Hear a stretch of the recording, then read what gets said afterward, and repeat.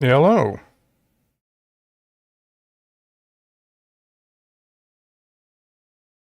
How's it going? I believe we're live. Yes. So, yes, a little bit impromptu today. Going to be reviewing. I was sent this debate by Input Error. It's Christopher Hitchens versus Binswanger and John Ridpath. I'm not familiar with Ridpath, but I'm very familiar with Binswanger, so this should be good. I am curious about this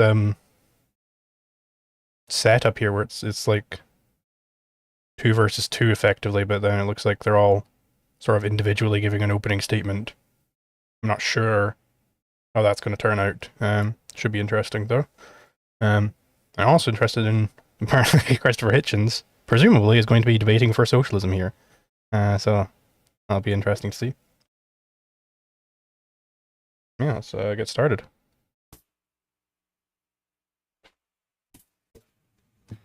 Hello, my name is Phil Gaglio, and I'm president of the George Washington University Objectivist Club. I'd like to welcome you all here this evening, and thank you for coming to witness our debate, Capitalism versus Socialism, which is a moral system. Before I introduce our 4 participants in tonight's debate, I'd like to let everyone know that the George... So capitalism versus socialism, which is the moral system, as in the morally correct system. So this is going to be very heavily on the, obvious objectivists are very strong on this, the moral argument for capitalism, rather than just saying, well, GDP will go up. Which doesn't really establish much. But yeah, this it'll be rather, hey, it's violating people's rights. You can't have any sort of human flourishing. You can't have the prerequisite for you to obtain values is that you can choose for yourself. So if you can't choose for yourself, if you're living under socialism, it's treating value as being something which is intrinsic, something which can be forced onto somebody else. But that's really just not the case. So I'll be very interested to see how Hitchens and whoever this Judis guy is, how they're going to try and establish that value is something which is intrinsic. Does this mean you'll consider streaming the 1984 one? Yes, I will at some point. George Washington University Objectivist Club and the Program Board are the proud sponsors of this event. The Objectivist Club is an on-campus student organization whose goal is to provide the opportunity for all students to become acquainted with ideas which are pro-reason, pro-reality, and pro-individual rights. Members will be available at the table in the foyer during the break and for a brief period after the debate to provide information about Objectivism and the club. Our next meeting is November 20th, a week from this Thursday, next door at the Marvin Center. Dr. Ed Locke, professor at the University of Maryland, will conduct a question and answer period on Objectivism. There will be held next Mr. College in Oxford, England. He currently writes a column called American Content, London published Cyprus. I mean, let's just get to the fucking debate. Jeez Louise. There we go. To focus on the essential conflict between 2 absolutely opposed systems, socialism and laissez-faire capitalism. Thank you.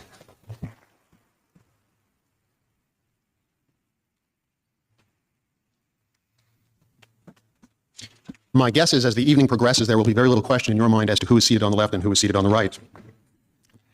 The intellectual enlightenment that will be served to us this evening will probably be very freewheeling. At the same time, it will have a time and a structure to it. The participants have agreed to the following speech sequence and time lengths. Each speaker, alternating back and forth between sides, will make an 8-minute opening statement. These opening statements will then be followed by each speaker making a 5-minute reply. After the opening statements and the reply, we very much encourage your participation among the participants on that side, however they choose. Starting us off this evening will be Mr. Harry Binswanger. Mr. Binswanger? There we go.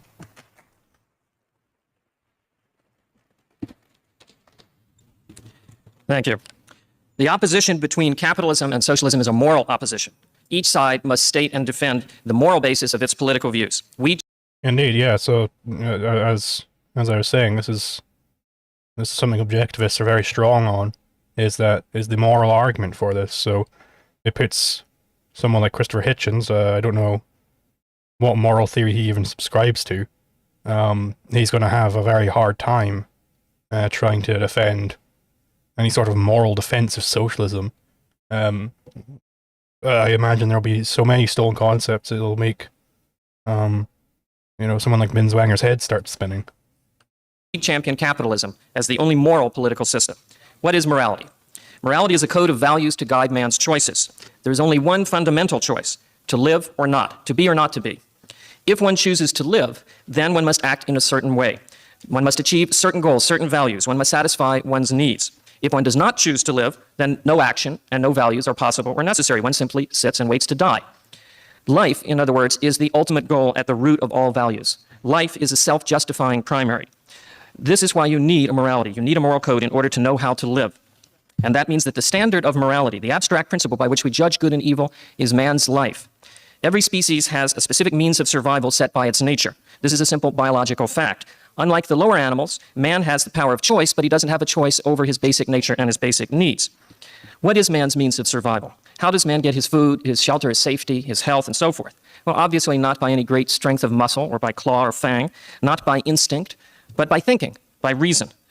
Reason, the conceptual faculty, is man's basic means of survival. Now, this is a key to our whole position, so I want to stress this. Reason, thinking, the use of man's intelligence is his means of survival. And again, this is probably not going to be a whole lot of pausing during Binswanger's opening, because I'm going to agree with basically everything here. Yeah, no, so very clearly you can see the path is starting to lay here, which is that, hey, the reason is your basic means of survival. So you need to have your reason operative in order for morality to even make sense. To obtain values, you need to use your reason. So then how on earth can socialism be a moral system if it is negating your reason? If it is saying, hey, no, you will do what the government says when the government says it. You're not allowed to choose for yourself.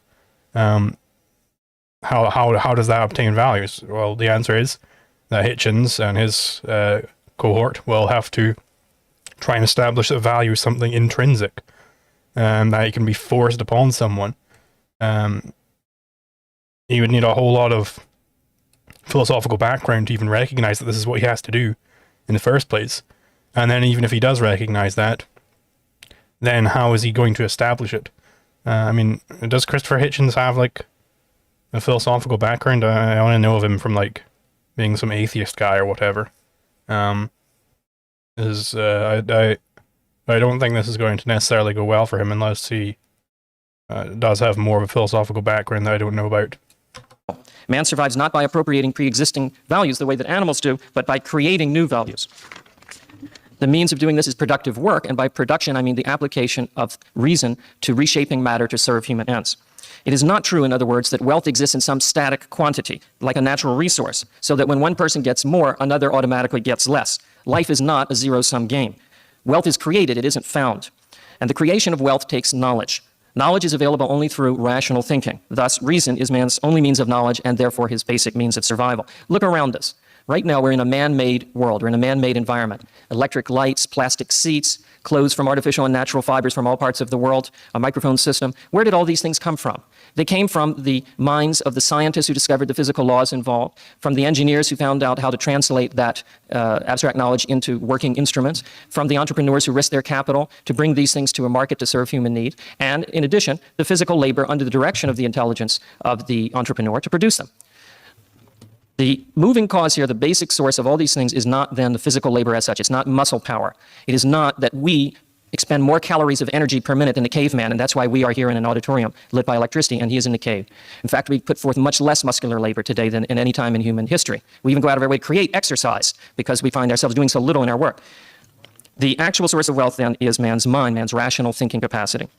Yeah, I think he's argued that quite well there. That, hey, if you're going to have like some sort of wealth is coming from labor, you know, implicitly that would be the labor theory of value sort of argument. It's like, well, that's not true.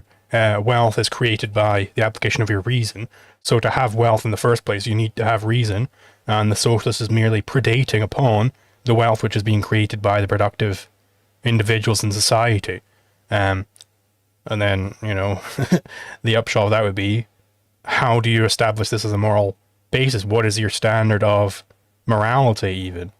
The socialists are going to have a big problem on their hands here. I'm very interested to see how Hitchens even begins to argue that this is some sort of a moral system without just jumping. My prediction would be that he just kind of jumps right on up into the morality and starts saying, well, capitalism is so immoral because it's it's exploitative, and it's this, and it's that, and it's this other thing. That's generally what socialists do. But then they don't actually have a basis or a standard, a rational standard for their morality, whereas Binswanger has just provided one here. So automatically he can just refer back to that standard and say, hey, this is the only operative standard we have established on the flow here, so ergo, the objectivist side wins. You can't just shortcut your way into a higher echelon of the debate and try and win up there. You might be able to flow through on some things up there, but really, if the more fundamental thing, none of that really matters. If the more fundamental part is going in favor of objectivism, they can easily just run away with the debate. Now, it is true that some men can attempt to live without using their minds, but they can do so only by parasitizing the wealth created by those who did choose to think and work. It is still true that man's life depends upon thinking, even though some people mooch or steal the products of the thinking of others. Those others had to think. Now, a morality whose standard is man's life, then, man's life as a rational... Or equivocating state violence as capitalism, like the US or British Empire doing something equals capitalism. Yeah, that's the other strategy that Hitchens could try and use here. Which really... Again, that's not going to work. That's not going to fly, because, Binswanger and Ridpath, they can just say, well, no, you're criticizing the British Empire, and you're criticizing the United States, but we're not arguing. The topic is over capitalism versus socialism, which is the moral system. It's not over British Empire versus socialism, which is the moral system. Right? So that, again, that attack completely fails right up from the offset, because they're the capitalist side, they get to define what capitalism is. They get to say, well, here's what we're arguing for, and then Hitchens will have to debate against that. Honestly, I feel like this debate would be a lot better if it was just Hitchens versus Binswanger. I don't know why they're complicating it by having like two debates running in parallel here, but oh well. Productive being cannot permit such parasitism. A rational morality such as we are advocating does not advocate the master-slave relationship or the robber-victim relationship, but independence. Men must deal with each other as independent equals, each man being an end in himself, not the means to the ends of others.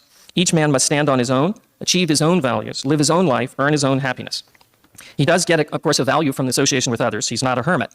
But there be no mistake about what we're advocating. We are advocating selfishness, rational, egoistic selfishness as the proper code for men to deal with each other. The reason is that selfishness is required by life as such. I do like coming out strongly on this point right from the get-go, saying, hey, we're advocating selfishness. Just from a strategy perspective, that could end up leading to the socialist side just getting really caught up and saying, no, you're so evil, it's so selfish, and blah, blah, blah, blah. And obviously the objectivist has like 1,000,001 arguments on why selfishness is good.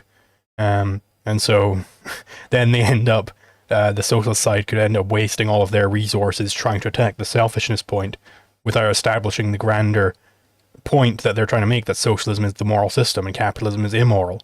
That would be one thing that could happen there from really hammering in on this selfishness point.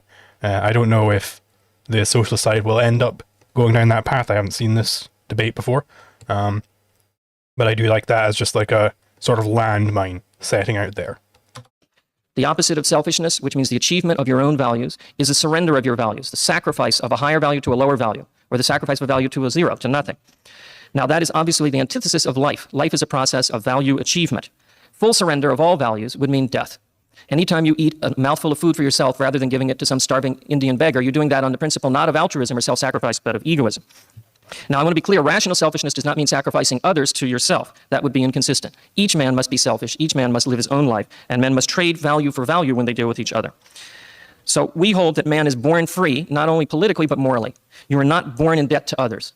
You have no duties to others. You are not obligated to seek their happiness. You are the owner of your own life. Your life is not the means to any higher end. It is the ultimate end, as I said. Obviously, the socialists are definitely not going to be able to pick up on this. I very much doubt that they will pick up on this. But he just said there, you are the owner of your own life. Again, this is kind of where the objectivists get a little bit kooky, and they don't have a very solid property theory. Because what the hell does it mean to own a life? What is a life? You know, life refers to a state that my body is in, right? My body is currently alive. So I can own my body. That's an actual thing I can touch and own. I can own the things that sustain my life, sure. But what does it mean to own a life? Can someone initiate a conflict against my life? Can someone steal my life from me? Is that what murder means? They stole my life and they put it in a little jar and now it's not in my body anymore? Like, this is the kind of wavy terminology which somebody could start poking at and causing problems with. Again, given the layout of this debate, and the fact that I very much doubt that Hitchens and his friend have anything approaching a good property theory here, so they won't even spot that. I very much doubt that that'll get picked up on. But yeah, you should be avoiding using sort of flowery language like that in a debate, because it's just asking for your opponent to go, okay, well, what the hell do you mean by that? And then just sort of, then they're getting onto the front foot and they're interrogating you. And that's not a position you want to be in, especially if it's, as is the case with the objectivists, if you've got a very sort of not so strong property theory, you definitely don't want the socialists to be given the opportunity to start interrogating your property theory. Because then the socialists can say, well, see, they're saying this is a moral system, but they don't even have a coherent property theory at all. And then that's a big win for the socialists. It's your basic choice to live or not. Man is not a sacrificial animal. Now, in particular, we emphatically reject the idea that need is a claim. You know the slogan in the advertisement, from each according to his ability, to each according to his needs. We reject that because it's incompatible with human survival. A morality that sacrifices ability to need is a morality that holds suffering, lack, disease, impotence, failure as that which entitles one to receive values. The needs that must be considered are the needs of the producers, if you want to use that language. What social conditions are required for man to produce wealth? Well, since the production of wealth, I argued, is the reason. He didn't go into this further, but he's got plenty of room here in this opening statement. He can, and obviously in the rest of the debate. And there's a whole second objectivist opening statement to do it. But yeah, no, like this slogan of from each according to his ability to each according to his need, that's really like the heart of altruism. And it is, people don't really recognize just how horrible that is. Because what it's saying is, hey, if you did produce something, that means you don't deserve it because you produced it. And if you didn't produce that thing, then you do deserve it because you didn't produce it. So it is hatred of the good for being the good. It is saying that you don't deserve the fruits of production because you were productive. That you should be punished for your virtue, for producing the values that the socialists then need to predate upon. So they are attacking and denouncing the root of their very own sustenance. And that is really, that's the type of thing that Hitchens and Judis will have to argue for. They'll have to argue that yes, because you were good, that makes you evil. Because you were productive, that means that I deserve your productive power. Like, and then they'd have to establish this as a moral system, even though, Binswanger's already come in and said, well, the whole basis of morality is your life. You need your reason operative in order to produce values.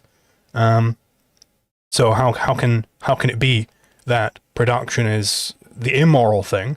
How can it be that reason is the immoral thing? What is your standard of morality? Is death your standard of morality? Like, this is gonna, obviously because Binswanger knows this philosophy, he knows the objectivist arguments here, this is gonna put Hitchens and Judis in a very sour position. It's gonna make them really difficult for them to try and establish their socialism. Like, they can't just, they can't just kind of get away with these regular arguments like some normie, like Republican, conservative type would make. Like, they can't get away with the same type of tricks that they could play on those types. Because ultimately the conservative accepts the same moral foundations. He accepts that, it's altruism is good, that the productive should be punished for their production. He accepts that just to a way lesser degree. So once you've accepted the basic premises underlying socialism, then they can just cakewalk you. But the objectivists are going to be completely rejecting the entire foundation, the entire philosophical, moral, epistemic, metaphysical, everything that you need to build up to socialism. The objectivists recognize it and reject it. So, good luck, Mr. Hitchens. I doubt he's going to win this debate. Admetos for $10 Australian. Thank you very much. The biggest tragedy of World War I is that beer production declined by 2/3 over the course of the war in Germany. Indeed, yes. That's the big one. There's only one basic thing required. You must respect man's sovereign reason. This means one must oppose the use of physical force. One must deal with other men by persuasion, not by force. So a basic principle of capitalism is all interactions must be voluntary because the... You should set up TTS chat alerts. I mean, possibly for these types of streams I could do text-to-speech, but definitely not during like an actual debate, because I would need to focus on the debate at hand.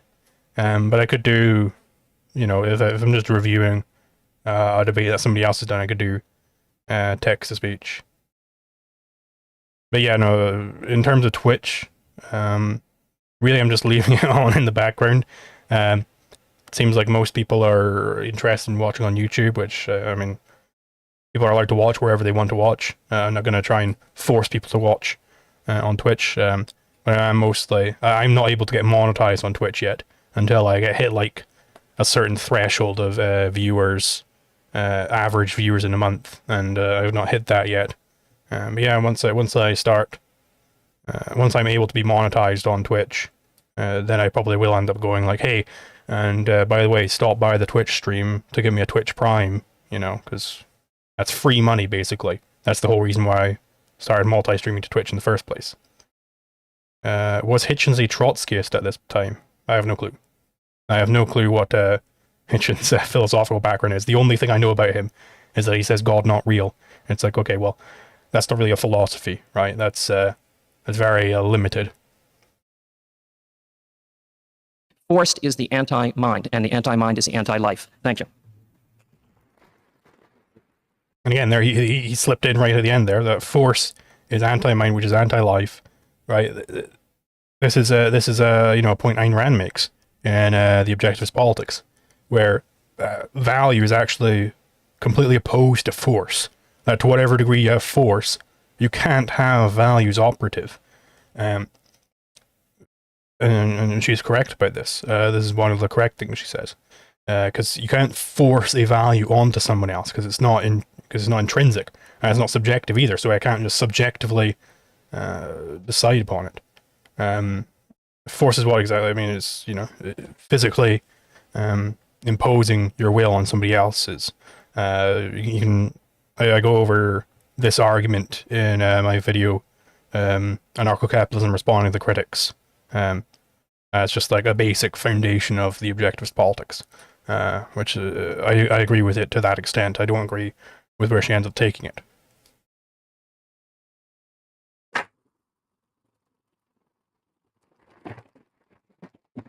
Thank you very much, Mr. Binswanger. Mr. Judis will join the debate. I mean, really, just so I can have Hitchens versus Binswanger. I mean, come on. There's going to be so many, like, crosstalk and everything. I don't understand, you know, why it's basically two debates in tandem. It seems strange to me. I was happy to learn that we would be having a debate between socialism and laissez-faire capitalism, because I'm uncomfortable debating capitalism rather than laissez-faire capitalism. Since I stand for a fleeting ideal myself, I prefer to have to contend with another fleeting ideal. I should warn you that my views as a socialist are not necessarily representative of all socialists. In one sense, I'm a radical, and in another sense, I'm a conservative. I'm radical, I suppose, in the sense that I don't think that the what is it now? I mean, that is very funny. That just before we were going for how, well, the conservatives, they actually accept the same basic premises as the socialists, and now that here's the socialists coming up and saying, well, in one sense, I'm a conservative. It's like, indeed.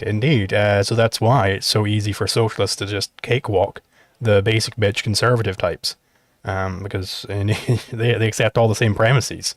Just the socialists are more consistent about it. So if somebody's inconsistent about those premises and somebody's consistent about them, then the person who's consistent is going to be able to cakewalk them in any debate, because they can just say, well, you're being inconsistent here, so you gotta fix this contradiction. But again, the objectivists can just reject the entire basis that he will use to arrive at socialism. Will Judis and Hitchens even recognize the basis that you're using? Will they recognize the philosophy that they're basing this on? I'm not so sure. The German Democratic Republic, the East Germany, is either democratic or socialist. And I'm conservative in the sense that I think that socialism itself will evolve out of capitalism and share many of the features of modern democratic capitalism. Not only the parliamentary system and civil liberties, but also the rudiments of the market and small and medium. Will maintain the parliamentary system and civil liberties. What the fuck's a civil liberty then? Is that some sort of a right? Like, again, now the capitalist side come in and start poking holes in his rights theory, because I very much doubt that he has any sort of coherent theory of property rights or anything like that. So it's like, okay, well, what is a civil liberty? Is it something which comes from your parliamentary system? Could the parliamentary system just arbitrarily decide any civil liberties they want? It could cause real problems for you if this is the kind of basis that you're using. And also, no, you're not maintaining. But also the rudiments of the market and. You're not maintaining any sort of market system under socialism. This is just a complete cope that the socialists love to have. Like, no, I'm actually a market socialist, where that's how we deal with the economic calculation problem. It's like, no, come on, let's be real here, all right? It's children playing at market at most, all right? If you have an actual market where people are actually allowed to freely trade, you know what we call that? We call that capitalism, okay? So if you're not advocating capitalism, then what exactly is your market socialism? Is the government coming in telling you what you're allowed to trade, when you're allowed to trade it? Well, then that's not trade, is it? It's children playing pretend and making a game that they're pretending that they're trading, but it's not actually trading. And small and medium scale private property as well. Now, what is the moral basis of socialism as I describe it? Well, I'm going to say something that might seem paradoxical here, and that is that the moral basis of socialism is really no different than that of laissez-faire capitalism. Socialism comes out of the failure of laissez-faire capitalism to realize its own ideals. Those ideals are basically three. One, which Harry Binswanger discussed, is an ideal of man himself, of human beings themselves, having a higher capability, and of society itself being structured in such a way as to fulfill that higher capability. It's an ideal that comes from the Greeks, goes through Hegel, the Enlightenment thinkers. The other, again, goes through Hegel. Someone like Binswanger, and again, I'm not that familiar with Ridpath, but presumably Ridpath as well, will be able to start really digging into this philosophical foundation. It's like, okay, so you're basing this on Hegel's system. That's of course correct. So, okay, let's talk about the dialectic process. Is it your position, Mr. Socialist, that the contradiction is the really real thing, and from any proposition you get its negation, and that's why contradictions are true? Can you explain to the audience that you are a believer that contradictions are true? And just really get them to be honest about what they're actually basing this on. I think he's trying to argue that socialism gives you freedom that capitalism doesn't. Yeah, that would be my guess. That he just kind of shortcuts into, capitalists, they love freedom. And if you really want freedom, then you've got to have total government omnipotence, which is, they love doing that type of thing. And again, this is very, based on Hegel. This is very much, they're getting it straight from Hegel. Because Hegel, what does he think slavery means? He thinks it means being like tied up in bondage to your selfish desires, and freedom, true freedom, means when total government omnipotence. That's the Hegelian sort of definition of freedom and slavery. So of course they just take this and go with it, and just try and make it a more modern twist, a less obvious subversion of language. We're like, well, if you really want freedom, then you got to be free to do whatever you want. But you're not free to do whatever you want unless you got money. So therefore, you gotta be given money from the government. It's like, okay, well then again, Binswanger's been over this. Where does that money come from? Where does that production come from? It comes from someone. So why is your need a claim on their life. Why? Right? And that's, again, he's going to try and give us his moral basis from Hegel. We'll see what that is. Other ideals are those of liberty and equality, and those were born out of the The ideals of liberty and equality, those are not capitalist ideals. Okay, liberty, that's a capitalist ideal. Equality, no.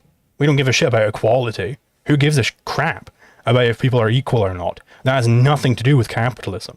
Okay, so he's trying to say that this is a capitalist ideal, that humans are higher beings, so therefore we care about liberty and equality. He tries to just slip this by as if it was in a package with liberty, but it's nothing to do with liberty. It's actually the opposite of liberty. If you have equality, then you are taking from the producers and giving to the non-producers. But that's not liberty. That is the opposite of liberty. Liberty says that if you produce something, it's your property, you get to keep that, right? That's the opposite of capitalism. And again, the objectivists are going to be able to cakewalk on this type of point. This is not going to establish any sort of coherent moral foundation for socialism. Trying to basically predate on what he assumes the values of capitalism are. But if he really, I don't know how much reading this guy has done on objectivism. Clearly not a whole lot if he's just saying, well, you guys, you love equality as well. No, not at all. It's an ideal that comes from the Greeks, goes through Hegel, the Enlightenment thinkers. The other ideals are those of liberty and equality, and those were born out of the struggle to wrest capitalism out of feudalism. Liberty as the right to be free of inherited obligation. Liberty is the right to be free of inherited obligation. To be born not on a manner in which one's life was laid before him. Okay, no, that's not what liberty means. Liberty is not the right to be free from inherited obligation. That what does that mean? I suppose he'll explain that in a second. No, liberty means having your property being respected. Liberty is the state of being free from aggression. That's what liberty means. Okay, this has nothing to do with inherited obligations or anything like that. Again, this is sort of just taking one specific thing that they're pissed off about and broadening that to be all that liberty is about. They're like, well, in the feudalist times, you could have a debt being passed on to your children, and this is so evil, and this is why capitalism is so evil. It's like, no, not even slightly. That's not what liberty is about. That might be one teeny tiny slice, namely contract theory, deals with that. But that's not the whole of liberty. Liberty is not the right to be free from inherited obligation. That's nonsense. And that's again, if he's trying to use this as a capitalist ideal, then he can't just say, well, that's what we mean by liberty. Because then it's like, okay, well then it's completely different from what the capitalists are saying. So it's not a capitalist ideal. So then your moral foundation isn't the same as capitalism. So what is your moral foundation? He's trying to predate, as socialists love to do. They love predation. He's trying to predate upon the moral foundation of capitalism to act as his own moral foundation in this debate. But it doesn't work if he's just twisting the language where he's saying, well, this is what we mean by liberty, and that's the same as the capitalists. The capitalists can just say, nope, that's not what I mean. So what is your moral foundation, Mr. Socialist? Not on a manner in which one's life was laid before him, but to have a possibility of doing different things with one's life. A possibility of doing different things with one's life. Who provides that possibility?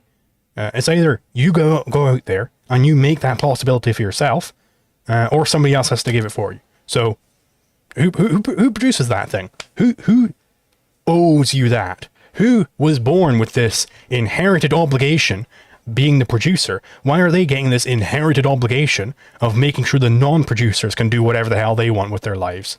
Why can't the producer do what they want? Right? Again, it's a contradiction within the same sentence. Equality, again, as being born neither in a particular caste or class, a rough equality, but an equality based on the absence of an aristocracy. Now, these three ideals of what one might call self-creativity, equality, and liberty were the ideals that informed Jefferson, Jackson, Lincoln, what one might call the democratic tradition in America. So equality before the law, sure, that was in the founding of America, equality before the law, yes. But they didn't say that all men are created equal, but that doesn't mean that all men are equal. All right, they're created equal endowed by their creator with certain inalienable rights. They're talking about rights there, right? That's the sense they mean equality. But Mr. Socialist here, he rejects that all men have equal rights. He thinks that some men have a right to predate upon other men. So that's not actual equal rights before the law. Okay? And democratic tradition, again, this has nothing to do with capitalism. American thought. And the way that they conceived them being fulfilled was in terms of a society of equal small producers. And then this is also the one of the problems we were bringing up earlier, where he's kind of conflating capitalism and the United States of America, which is like, no, that's not what capitalism means. In which each person or family would be roughly equal, would be free, and would have the power to control their own destiny in society. Unfortunately, these dreams were not realized. Instead of a society of small producers, we had a society of large producers, a society of classes, a society in which poverty... Yeah, again, so he's saying that the ideal is small producers. Why is it small producers? This is not what capitalists want. We don't give a shit about the bigness or smallness of the producer. Produce as much as you can produce. Go ahead. If that means you're producing a lot, more power to you. Doesn't matter. All right? So he can't use capitalism as the moral foundation for socialism. It doesn't work. Right? It just doesn't work when you've got even a slightly competent capitalist on the other side of the debate. Existed alongside great wealth. In other words, the society that we know as modern capitalism today. And socialism, as an idea of the 19th century, was born precisely out of the understanding that that society of laissez-faire capitalism could never be, and that in order to realize it, you have to have a somewhat different kind of society, one in which human beings themselves owned the means of production, in which there were no classes. Human beings themselves own the means of production. Again, he's kind of dancing around what he actually means. No, currently, under capitalism, what thing does he think owns the means of production right now that he's against? Presumably, surely it would be the bourgeoisie. But are the bourgeoisie, are they no longer human beings? Again, this is how he's trying to sneak polylogism through the sally port. He's saying, well, human beings, they should own.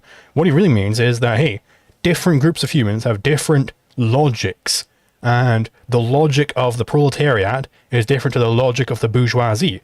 So therefore, there can be no peace, no conflict-free interaction between the proletariat and the bourgeoisie. So the proletariat have to kill the bourgeoisie in order to institute socialism. That's what he's trying to dance around here. It's a very slimy tactic. I don't like this at all. Now, here's the difficult part, because... Of course, the socialists have to use these slimy tactics, because if they were honest about their system, if they were honest about what they were actually saying, that they think contradictions are true, and there's a contradiction between the proletariat and the bourgeoisie, and they've got different logics, and the proletarian logic, it says that contradictions are fine, and there's absolutely no way he could ever convince you of socialism. Either you get it or you don't. If you don't get it, then he's got to just force you to go along with it. If he was honest about any of this, people would just laugh in his face. Like, it's clearly nonsensical. So that's why they've got to just kind of wiggle their way around the argument. As I said at the beginning, I'm a radical in the sense that I don't think that what we have today in the name of socialism is socialism. And I think we'll get to talk about that a little more in the debate, but let me just briefly explain what I'm talking about. Marx and the early socialists always assumed that socialism would arise only in highly industrialized societies with a democratic tradition. Highly industrialized because only in those societies would people have the time, the productivity exists, in other words, where people would have the time to rule themselves. Democratic because only in those societies would people be educated, both in trade unions and parliament, to rule themselves. But socialist movements first took power not in highly industrialized societies, but in a semi-industrialized nation with a very scant democratic tradition, the Soviet Union, Russia. And socialism itself, as it evolved, came to be not so much a specific social system after the name of Marx, but rather a means of vindicating or legitimizing a movement that stood for something quite different for socialism. Again, like, what? Just give the definition, bro. Like, I don't like this. Well, socialism became something which was something quite different, and it wasn't. What is it? Just tell us, please. Stop blue-balling me. Most of the societies that call themselves socialism are no more socialist than most of the right-wing movements that call themselves democratic. I'm sure you know there are those. Now, the question is socialism itself, as I'm describing it, possible? Is it possible to... Okay, so he's just not going to say what socialism actually is. He's going to say it's something quite different from what Marx was saying. But what is it? What is it that you're advocating then? Because it sounds a whole lot like what Marx was advocating. So, is it quite different? Is it the same as capitalism? We don't know. He's just kind of, he's wiggling around. He's not giving us any concretes on like, hey, this is what I stand for. This is what I'm after. Here's my moral foundation. Let's talk about it. You know, he wiggle, wiggle, wiggle. To fulfill this dream of liberty, equality, and self-creativity. There's a problem not only with existing socialist societies and the pall that they've cast over our notion of what it is to be socialist, but there's a problem, in fact, with Marx himself and the socialists of the 19th century. In my opinion, there's a... Okay. I just want to say, like, from just a pure strategy perspective, why is this guy wasting his time in a debate to say, well, there was actually a problem with some of these other socialists that I don't particularly care for? It's like, buddy, you could have spent this time saying what it is that you're after, what it is that you want. Here are the concrete moral foundations of my system. Don't spend time saying, oh, these other socialists, they're real crap. Marx, he's real crap. I don't like Marx. There's so many problems with Marx. It's like, okay, that's for the capitalists to say. Leave that for the capitalists. And then if they bring that up, you can say, hey, well, I didn't advocate Marx's system. You heard the system I advocated, so how about you argue against my system? That's just from a pure strategy perspective. That's what Mr. Judis should be doing here. So I don't like this type of thing. I guess he's trying to like build a bridge. So like, hey, hey, capitalists, we're just the same, you know. I also hate Marx, and my moral foundation is the same as yours, but I don't think that's going to work out well for him at all. fundamental error in Marxist thought, and that is what Marx understood, and the heart of what's valuable of Marx is that one society evolves out of the other. It both absorbs part of another. Okay, that's Marx's fundamental error, is that what's valuable to Marx is that one society evolves out of the other. That's not what's valuable to Marx. That's just the basis. That's his metaphysical basis, that he thinks that there are these contradictions, and that's why the proletariat need to seize the means of production. So what is your justification that the proletariat need to seize the means of production? What is your... So he's throwing away any sort of philosophical foundation he could find in Marx as an actual moral justification of socialism.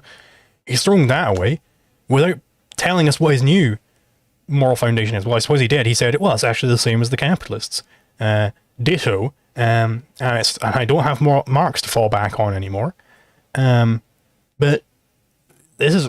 So then the core of his argument is that, hey, capitalists, I have the same moral foundation as you, and you guys, you care all about equality, and you care about liberty in the way I define it, and you care about, you know... Then the capitalists can just come in and say, no, well, actually, we completely reject everything you just said, so you don't have the same moral foundation as us. So what is your moral foundation? And then he can't run back and use Marx anymore, because he's denounced Marx's philosophy as any sort of moral foundation. He said this is the one valuable thing in Marx. What Marx understood, and the heart of what's valuable of Marx is that The heart of what's valuable in Marx, okay. Yeah. one society evolves out of the other. It both absorbs part of another society and it negates part of another society. That's going to be true of an economy of a socialist society. That is, we cannot conceive of... what Marx conceived of as a socialist economy was simply the negation of a capitalist economy in which no markets existed and in which economic... Not necessarily the negation, it's the synthesis, right? It's not quite the same as being a negation. The contradiction there is that the proletariat are the negation of the bourgeoisie, and you need a synthesis to come out of this. So it's not that the new thing coming out is the negation of the previous thing. It's the synthesis of the contradiction in the previous system. economic power would be concentrated in the collectivity. What happened as a result of that is that the collectivity became the state. The state itself became ruled by a political elite. And as Hayek and von Mises and various other thinkers warned, one laid the basis, on behalf of Marxism, one laid the basis for totalitarianism. So what I'm describing as Marxism... One laid the basis. ...became ruled by a political elite. And as Hayek and von Mises and various other thinkers warned, one laid the basis... on behalf... So he's trying this gambit of, hey, we're just the same, you know, I like Hayek, I like Mises. and they warned how terrible Marx would turn out. But I'm arguing for something else. It's like, okay, fair enough. You don't want to be arguing for Marxism. Okay, you can argue for a different type of socialism, but then you have to be specific with what type of socialism you're arguing. He hasn't actually said what he means by socialism and what system he's advocating in this entire opening statement. What are you after here? He hasn't said so. So this would work, potentially, if he was clear about what he was advocating. If he said, this is specifically my system, this is my moral foundation. Like, you can't just predate upon the capitalist side and then say how terrible Marx is. That's not going to win you any points here. Half of Marxism, one laid the basis for totalitarianism. So what I'm describing as Marxism would have to be, in fact, a mix of laissez-faire capitalism and Marxism. What is called in the world today market socialism, but market socialism founded upon democracy. Thank you. Okay. Is that so what I'm describing as... Would have to be in basis for one laid the basis, on behalf of Marxism, one laid the basis for totalitarianism. So what I'm describing as Marxism would have to be, in fact... So what he's describing as Marxism, so as, again, this isn't what his system is after. So he's not even after market socialism. He's saying Marx is so bad because Marx was a market socialist. It's like, okay. A mix of laissez-faire capitalism and Marxism. What is called in the world today market socialism, but market socialism founded upon democracy. Thank you.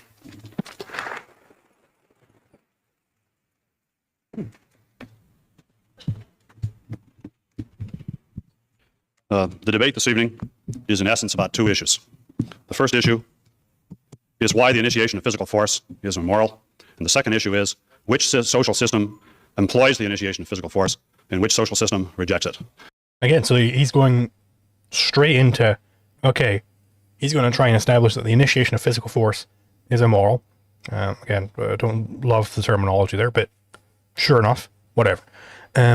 So the initiation of physical force is immoral because it negates your reason, but your reason is your means of survival, and your life is the standard of morality. And then socialism, it violates this principle in morality. So then the socialist is going to have to show where he went wrong in building up this moral principle and provide their own moral principle for why the initiation of physical force is actually good. Which Mr. Judis has done nothing of the sort.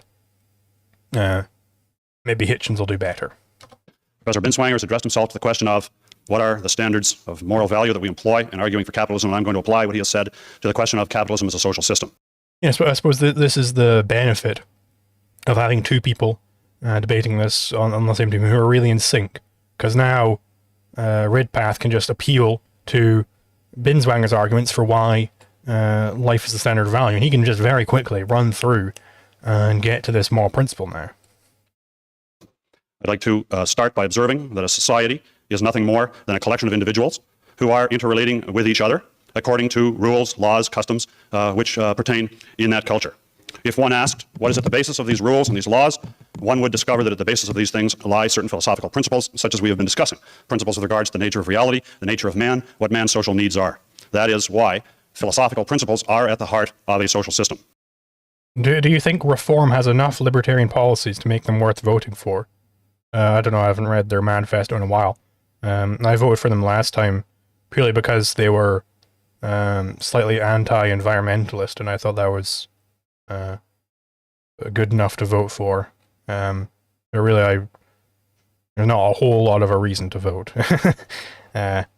If it's on your way, if it's convenient enough, then sure, go for it. Give a quick scan of the manifestos of the different parties. If you can't be bothered scanning into the manifestos, just vote for the Libertarian Party. Yeah. A social system, capitalism, socialism, whatever you like, the essence of these social systems is philosophical principles which underlie them. The fundamental identifying characteristic of any social system is the set of moral and philosophical principles which it embodies. And this debate really is about the differing principles underlying socialism and capitalism. Now, before discussing capitalism as a social system, I want to remark on the state, on government as the central social institution. It is the enforcer of the laws, of the principles which are in place in the culture. Again, so to any degree that he goes into the minarchism aspect, the statism aspect, it's going to weaken the objectivist side. I still think that they'll be able to navigate around this debate with ease, but really they should be burying this as much as possible. It is the central social institution. It is if you like, dominating social institution in a culture. If we would ask ourselves, what is the government? What is the state as a social institution? What is its essential defining characteristic? We would see that the essential defining characteristic of government is that it is that social institution that has a legal monopoly over the use of force in society. That is what government is. The central question with regards to any social system, therefore, is what are the principles dictating the way that the state relates to its individual citizens? Now, what would a moral social system be? A moral social system would be one which was based on pro-life principles, one which was based on the values that human life requires, one that serves man's life rather than destroys man's life, one in which the government is limited in its functions to the social requirements of human life. In other words, the moral social system would be one which acknowledged and protected man's fundamental social need, which is for freedom from the initiation of physical force in a social context. Now, it is the concept of man's rights which captures man's need to be left free from the initiation of physical force on the part of his neighbors when he deals with them in society. It is man's rights to life, liberty, private property, and the pursuit of happiness, which morally sanctions his need for freedom. The individual is a sovereign entity. His life belongs to him. It does not belong to anybody else, and it is immoral of anybody else. Yeah, again, it's this strange phrasing of one's life belonging to oneself. Like, again, that's entirely unclear what that means. But I mean, still, there's plenty of room for him to establish that socialism necessarily initiates physical force against people, which negates their reason, which they need, which is the means of survival. That's the means of production, and so to produce any values. And so, if there can be no production of values to whatever extent you have socialism, what possible moral basis could you have? Throw it back at the socialists. Or any social institution to attack him, to violate his rights, and force him to live for the needs of others. Man needs freedom to act. He cannot be physically barred from acting once he has decided through the irrational use of his mind on the goals he wishes to pursue. And if he should succeed in his actions, in gaining values, he needs the right to own those values and to retain them for his own use. He needs the right to private property. Without property rights, no human life is possible.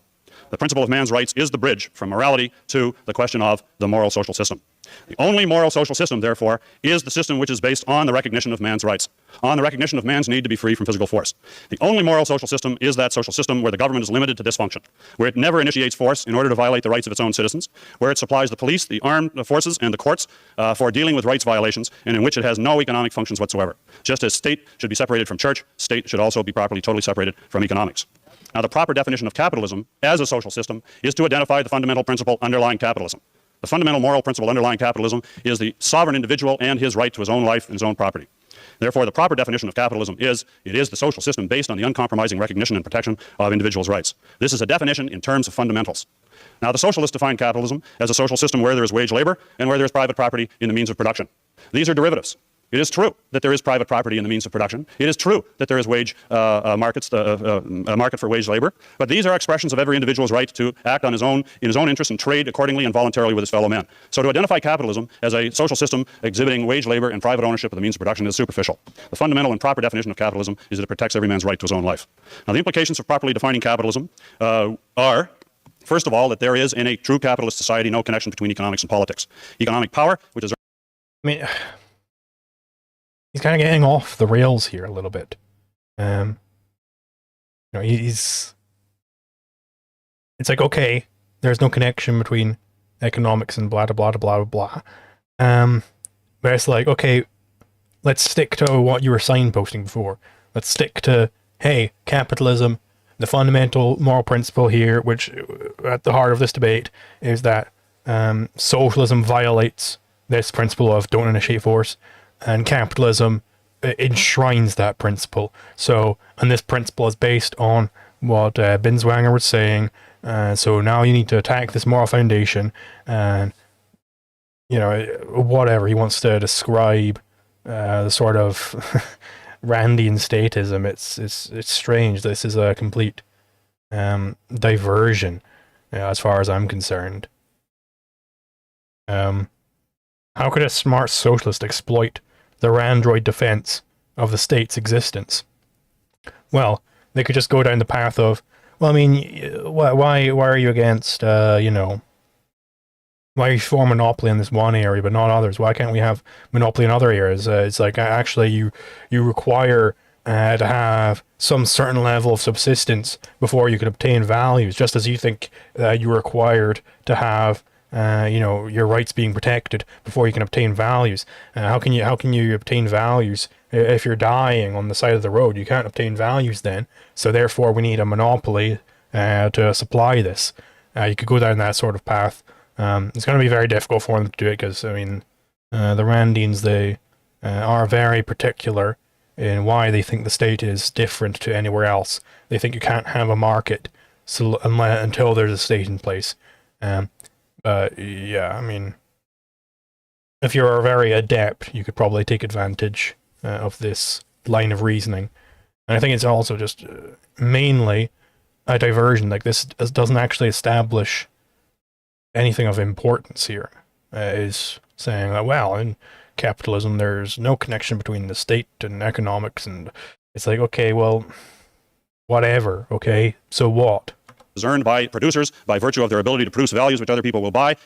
And he needs to attack dialectics. Yeah, really get in deep on, like, hey, this is the philosophical foundation of these people.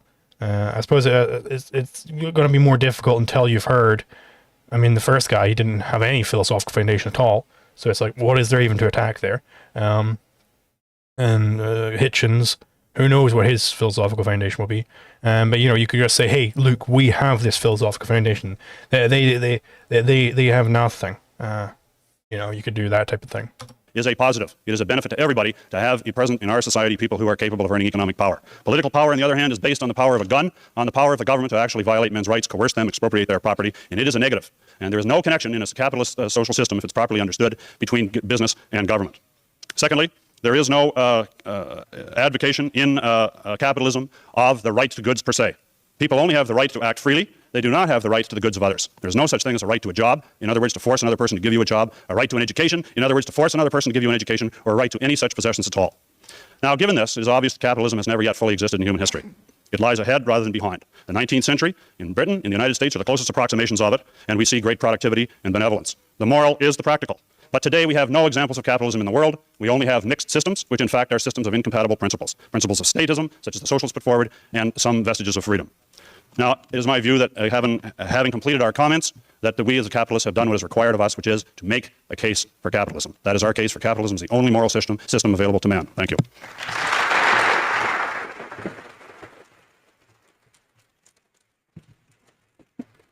And again, so now Hitchens has all of the burden on him to provide some sort of moral defense for socialism, explain what socialism is, and morally defend it, because the capitalists have done exactly that. So, which is what is required, because it's capitalism versus socialism, which is the moral system.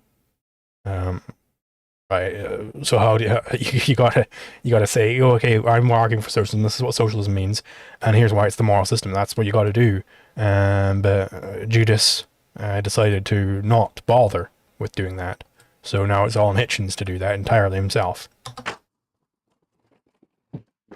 Thank you, Mr. Ridpath. Mr. Hitchens will be making the final 8-minute statement. Thank you, Professor. I think that the organizers of this meeting are to be congratulated on their brio and also, I think, on their timing. We are met today as witnesses of the decomposition of a political regime in this capital city, which uses the language of capitalism and of free enterprise, employs the ideology of selfishness and no, not even close. Again, he's going to try and sounds like he's going to try and say, well, America is capitalism. It employs the language of capitalism. Well, that doesn't mean it's capitalism. Okay, employs the language of is not sufficient to demonstrate that it's capitalism. Again, the objectivists have said what they're arguing for, what system they're arguing for, and it's not the United States. In fact, I'm pretty sure it was explicitly said that it wasn't the United States or Britain. Those were the closest. It employs the ideology of selfishness. No, it doesn't. Again, Binswanger said what selfishness means. He said specifically that selfishness does not mean sacrificing others for yourself, but in the United States, the government does sacrifice others for themselves. So no, it doesn't employ the ideology of selfishness. This is false. self-interest, and stresses the rhetoric of laissez-faire, while bloating Again, no, it does not stress the rhetoric of laissez-faire. Not even close. The government is constantly like this is many years after the progressive era. Laissez-faire is dead and gone in the United States. Nothing close to it. and expanding the role of the state, debauching the treasury and the currency. While bloating and expanding the rules, how can you not see that just obvious contradiction right there? That it's so laissez-faire whilst the state is bloating and expanding. What does he think laissez-faire means? Laissez-faire means leave alone, where the government is not involved. So how can you have laissez-faire with an expanding state? What is it expanding into if not the market? Which means that it's not leaving the market alone. Like, this is a blatant contradiction right there. So, again, Hitchens, you can't just say, well, look how bad the United States is. You can't just do that. All right? You got to say, okay, here is my system. It's called socialism. Here's my moral defense of that system. And here's, potentially, if you got time, here's why your moral defense is completely bogus. And maybe you want to do that by saying, oh, look at how bad the United States is. But that's not going to work. You're not going to be able to flow through on this. Because the capitalists, they've already said that they reject the United States system. So any arguments he makes against the United States system, already established on the flow, that does nothing. It does nothing. Ideology of selfishness and self-interest, and stresses the rhetoric of laissez-faire, while bloating and expanding the role of the state, debauching the treasury and the currency, and relying upon a state within a state for the secret conduct of most policy. There may, and I think there will not be, any convergence of ideas between socialist and capitalist schools this evening, but this need not prevent us, I think, from seeing that a regime may combine the basest features of statism and collectivism with the basest elements of utilitarianism and libertarianism too. And I think if we recognize that, we may have ground for debate. What is it, I better get on with it, to be a socialist? There we go. Finally. Okay. Necessary conditions in my submission, rather than sufficient ones, must include the following. It is necessary to hold, firstly, that all divisions of class, nation, race, and sex are, in the last resort, man-made and can be man-unmade, are in no sense. Okay, so to be a socialist is to hold. To hold, firstly, that all divisions. That all divisions of class, blah, blah, blah, blah, blah, blah, are man-made and can be man-unmade. Okay. I mean, is Marx not a socialist? Because he doesn't think that the class division between the proletariat and the bourgeoisie, he doesn't think that that was man-made. He thinks that was made by the material conditions and imposed upon man. He does think that it could be man-unmade by having an armed revolution to arrive at the synthesis. But okay, so then we'll see where he goes with this. Of class, nation, race, and sex are, in the last resort, man-made and can be man-unmade, are in no sense part of a divine or natural ordinance, and that we are members, like it or no, of one race, the human race. That civilization is, in fact, second, a cooperative enterprise.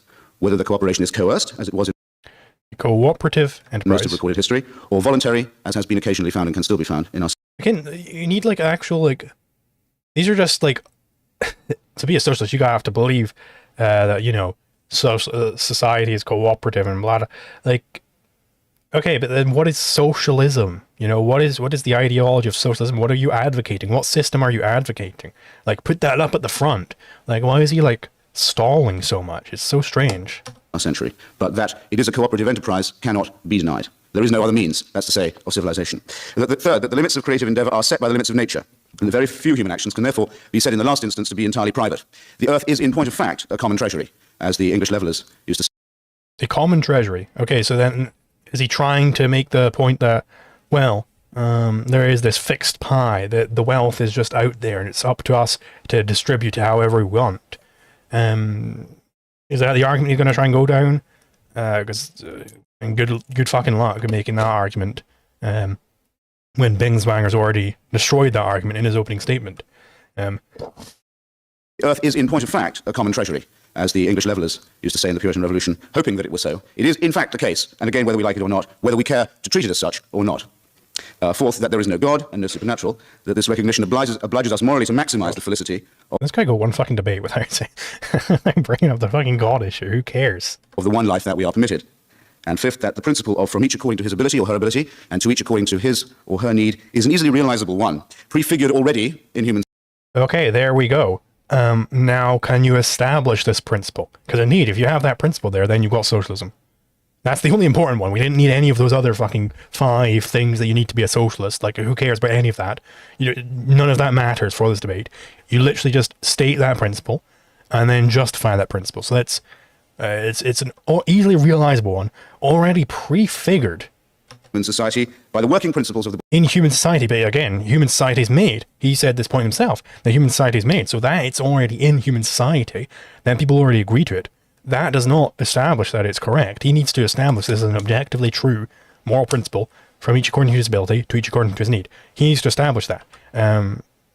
Doing all of this other bullshit does nothing. The bourgeois family, that unique human society by the working principles of the bourgeois family, that unique engine of thrift, enterprise, the transmission of morality, operates precisely on the principle of from each according to his or her ability and to each according to... Again, so this is going to have to establish that, hey, well, the bourgeois people, they're inconsistent, and they often believe in, they necessarily perhaps believe in from each according to his ability to each according to his age. But does he think that the capitalists, does he think that Binswanger and Ridpath, does he think that they accept that principle? That's going to be a lot harder to prove, because again, just showing that the bourgeois family accepts this principle, that has absolutely nothing to do with anything. That doesn't establish a single thing. So this is all just wasted breath right here. What he needs to establish is that this principle, the altruist principle, the communist principle, that is actually true. He needs to establish that this is true based on like some sort of philosophical background. But he's not bothering with any of that. He's just going with the bourgeois family is so inconsistent on this point. To his or her need. There is, in fact, no other way that a family could decently or possibly be run. I make no moral judgment as between the decency and the possibility. Such a distinction would be odious. Could be decently, again, so he's stealing all these concepts. He's just assuming that this is moral, because what does it mean for something to be decently run, if not that is the moral way to run it? So he's saying that, hey, this is morally true because it's morally true. Whoops, that's circular. That doesn't give you anything. You need to establish this from more fundamental principles, Hitchens. Marxists describe freedom as the recognition of necessity, and only then proceed to say that the free development of each is the condition for the free development of all, a stipulation that obviously implies its corollary, that the educator must be educated. That's why I stress the above as necessary conditions rather than sufficient ones. We do not ask for these things to be true. We might even prefer them not to be, but we must recognize them as given and as such. Okay, so that's not an argument. You're just saying, well, we must recognize as given that from each according to his ability to each according to his need. It's true. You kind of say, well, we must recognize it. Prove that we must recognize it as true. Prove that. You haven't proven that. Sufficient conditions, I think, center on the question of class. Marxists recognize that history is indeed the contest of competing social forces, and that so is the present such a competition. All attempts to describe society as mere... Again, somebody who's a little bit more philosophically inclined can take this and say, well, by competition between social forces, what do you mean by that? Do you mean that there's a contradiction between the proletariat and the bourgeoisie? Is that what you mean? As in there's a literal, logical, physical contradiction going on here, and contradictions are true, and that contradictions necessarily lead to a synthesis. Is that what you mean, Mr. Hitchens? Is that what you mean? You know, really get them, twist them, and force them to admit that that is actually what they mean, and that they could... and force them to admit that they are operating on a different logic to the bourgeois logic of Aristotle. Force them to admit that they have no hope of ever using logic to convince anybody of their system, and then force them to drop everything they've ever said from the entire flow, because they used logic for it all, and now they reject logic. So you can just waltz through on this point alone. So that's why they love trying to dance around that point so much, because they have to drop all logic and go back to just pure brute, like forcing it on you the moment that they are consistent about this type of thing. Really, Marx should have written 0 words. He should have just gone out there and started forcing people to adopt socialism. He was being inconsistent when he argued for socialism. Merely organic and harmonious, or as a free competition or race between individuals with differing attainments and endowments, fail, because they ignore this simple and obvious fact, which again we do not... Logical contradiction, that is not what is meant by a contradiction between classes. It is. That's where it comes from.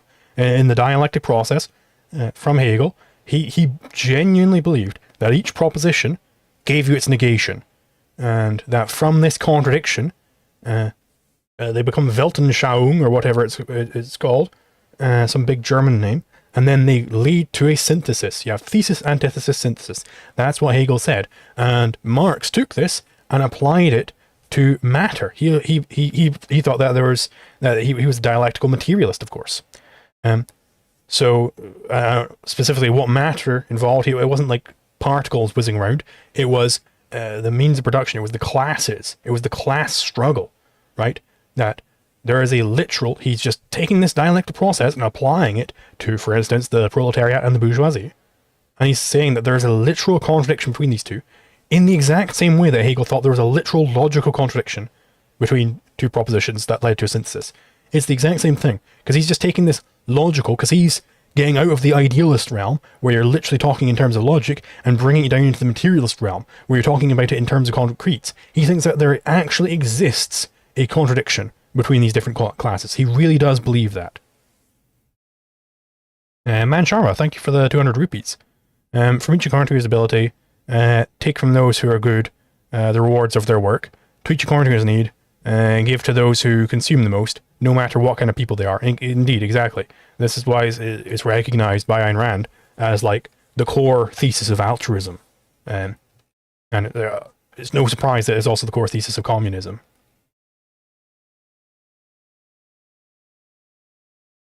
Preach, we simply recognize, insist upon, and make as a point of departure. Let me, if I may, quote you from Marx and Engels' preface to the German ideology in 1845. It's a description of class conflict that comes from them wanting opposite things.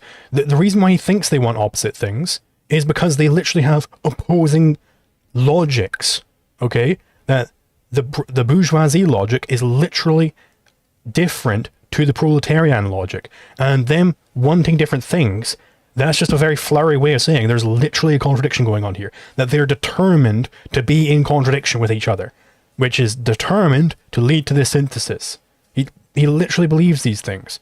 Obviously, Marxists basically never, ever admit this type of thing, but that's what, if you really dig down, that's what they believe. And that's why they believed that there had to be violent revolution, because they couldn't convince the bourgeoisie to stop being bourgeoisie. They had to go in there and force them to adopt socialism, because that's the only recourse. If you can't convince them, because they have a different logic to you, this is where polylogism comes in. If you can't convince them, then what else is there to do apart from force to get to the synthesis? Where they say that they and their supporters, and I'm quoting now, we do not preach morality at all. They do not put to people the moral demand, love one another, do not be egotists, etc. On the contrary, they are very well aware that egoism, just as much as selflessness, is in definite circumstances a necessary form of the self-assertion of individuals. I think this shows clearly enough that Marxists understand what Randians term, as if they discovered it, the virtue of selfishness. But as Marx and Engels also wrote in the same period in their Holy Family, they saw the need for selfishness to be transcended. I'm quoting again directly from the Holy Family, 1845 also. If enlightened self-interest is the principle of all morality, man's private interest must be made to coincide with the interest of humanity. If man is shaped by environment, his environment must be made human. It is on this apparent paradox that we take our stand. And against the neo-Kantians, the early Marxists argue that morality could not be derived from abstract first principles of recht or right. Okay, so he's throwing out all these other possible moral foundations. So we're not being neo-Kantians, we're not doing this, we're not doing that. Okay, so then what is your moral foundation for this principle? What is your moral foundation? Like, you can't just say, well, it's not this, it's not that, it's not this one. So hopefully, after he's gone over what it isn't, he'll say, okay, here's my moral foundation. Because he might think he has, but he hasn't established a moral foundation for socialism yet. He just does not. He just asserted a principle and said, well, we all got to agree with this, and then moved on. But that's not how you debate. But had to correspond to the real conditions of society. Nowadays, I think this argument seems quaint in its intensity and fervor, because evolution itself, and specifically the evolution of modern capitalism into a new symbiosis with the state, has borne in upon the dullest mind the recognition that if humanity does not yet think in terms of a common destiny, it has at least had to think in terms of a common fate. To put it at its most vulgar materialist level, we are all collectivized by the same ozone layer.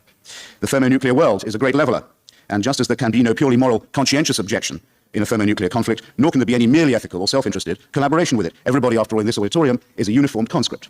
You cannot conscientiously object to the nuclear conscription that has made of each of you soldiers and put you in the front line while the real soldiers are in the bunker. This recognition of reality enforces a sense of collective humanity upon us. Okay, so because we're all under threat from thermonuclear bombs, we are a collective humanity. That's just nonsense. Like what? Like, oh, because we all have skin, we're a collective humanity, so therefore we need collective, like, no, it doesn't follow at all. Okay, well, you can't choose to not be conscripted into the thermonuclear. It doesn't matter. Does not matter, okay? None of that has anything to do with giving a moral justification for socialism or a moral denunciation of capitalism. Because again, capitalism doesn't mean it's not in a symbiosis with the government. The government has destroyed capitalism, because that's not capitalism. The United States is not capitalism. Again, and Binswanger has already explained this in his opening statement. So Hitchens is basically just avoiding the flow at this point. Again, we do not preach this, we recognize it. Socialism, said Oscar Wilde, would free us from the distressing necessity of living for others. The feelings of compassion and solidarity and responsibility, after all, are no less instinct in our species than those of self-interest. It's precisely because these instincts of solidarity and compassion represent a human need, a need to be of help to others, a point very well made by Professor Richard Titmuss in his famous book. A need to be of help to one another. And, okay, so he thinks that there is a literal biological or psychological need to be an altruist. But then, why are Binswanger and Ridpath, why are they not altruists? So if you've got that one counterexample, Ayn Rand, Miss Ayn Rand, do you think that she is a capitalist, Mr. Hitchens? Sorry, do you think that she is an altruist, Mr. Hitchens? Well, of course she's not an altruist. Well, then we have our counterexample, that humans don't actually have this biological necessity to become altruists. So your attempted biological argument for socialism fails. So you need a moral argument. So what is your moral argument? You haven't given one. The gift relationship, because they are in need, there is no need to make the sentimental presumption of altruism or to wrestle with the tautology that altruism represents. Marx and Engels, I'll close on this, in the preface to their 1848 manifesto, made capitalism. You really shouldn't close on this. You really should not be closing on this. You should be closing on what is your moral defense of the principle of from each according to his ability to each according to his need. That's what you got to close on. That's what you should have started on. That's what you should have had this whole time to do. And then suddenly, like, his time has slipped away and he's done nothing. Only the objectivists, only the capitalist side, have actually bothered to provide a moral defense of their system and a moral denunciation of the opposite system. Like, just boom, boom. They had two opening statements and they did them one after the other. Okay, and the socialists are just kind of floundering here. They're not actually establishing anything they need to establish. Capitalism, a series of almost lyrical compliments. And in fact, few proponents of the capitalist system have ever summarized its virtues, those of creativity, innovation, the bursting of feudal and antique tribal fetters, as well as Marx did. But Marx and Engels also saw what's since become obvious, that capitalism is not the last word, and that in freeing mankind from ancient obligations, it made him a prisoner of market forces which also developed their own mythology and ideology, their own mystification, and their own bondage. Like Comrade Judis, I also believe that capitalism is the harbinger of socialism, that it's necessary not merely to contest or negate its ethical claims, but to transcend them, to build upon them. And from this, if I may coin a phrase, dialectic, I think we might get a truly human and unillusioned morality that was free from superstition or religion. On that realizable aspiration. Yeah, so again, it's like, what is his argument? What does religion have to do with anything in this debate? It doesn't fucking matter, right? Go one debate without mentioning God, like, please. Like, this is completely irrelevant. You're not doing anything impressive here. Like, whoa, he's so edgy, he's against religion. It's like, you're in a room with a couple of fucking objectivists. This is not going to get you the edgy cred points that you're hoping for here. Another 200 rupees, thank you very much. Hegelians literally believe that statements give birth to their own anti-statement, and they merge and give rise to new statements and anti-statements, merging into each other to give rise to reality. Indeed, yeah, that's literally... that's literally the foundation of the entire Hegelian metaphysics.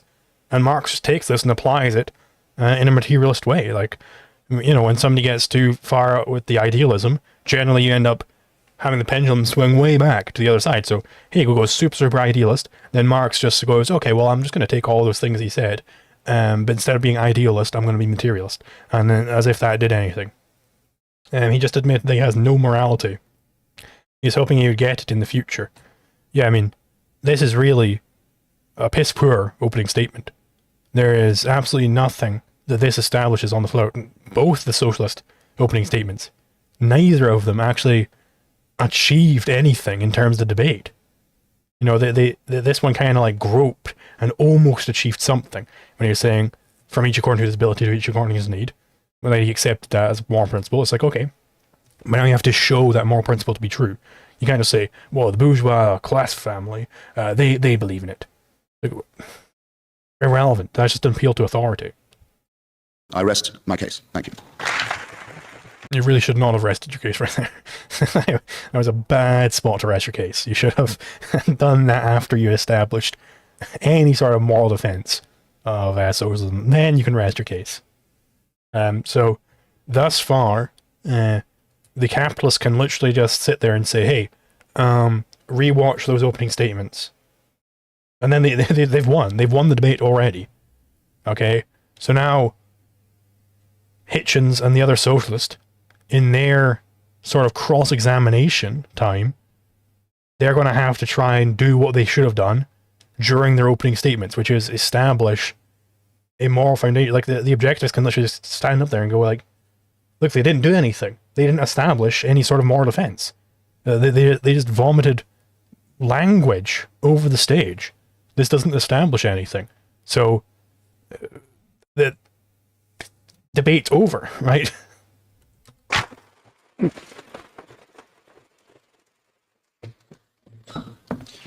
Thank you, Mr. Hitchens. The next 4 rejoinders will be 5 minutes in length, and they will follow the same sequence of the first 4. It will be after these speeches that the audience will begin its questioning period.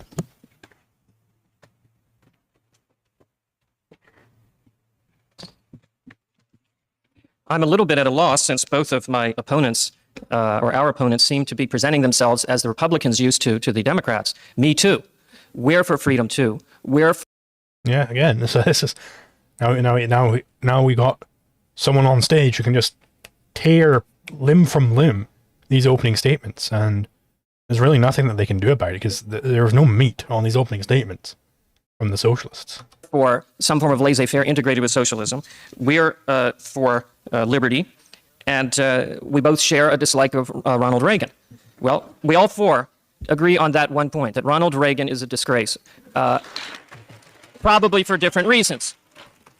I didn't vote for him in either election because I thought he was a phony. And I agree with Mr. Hitchens that he preaches the rhetoric of laissez-faire, or at least of half-fair capitalism.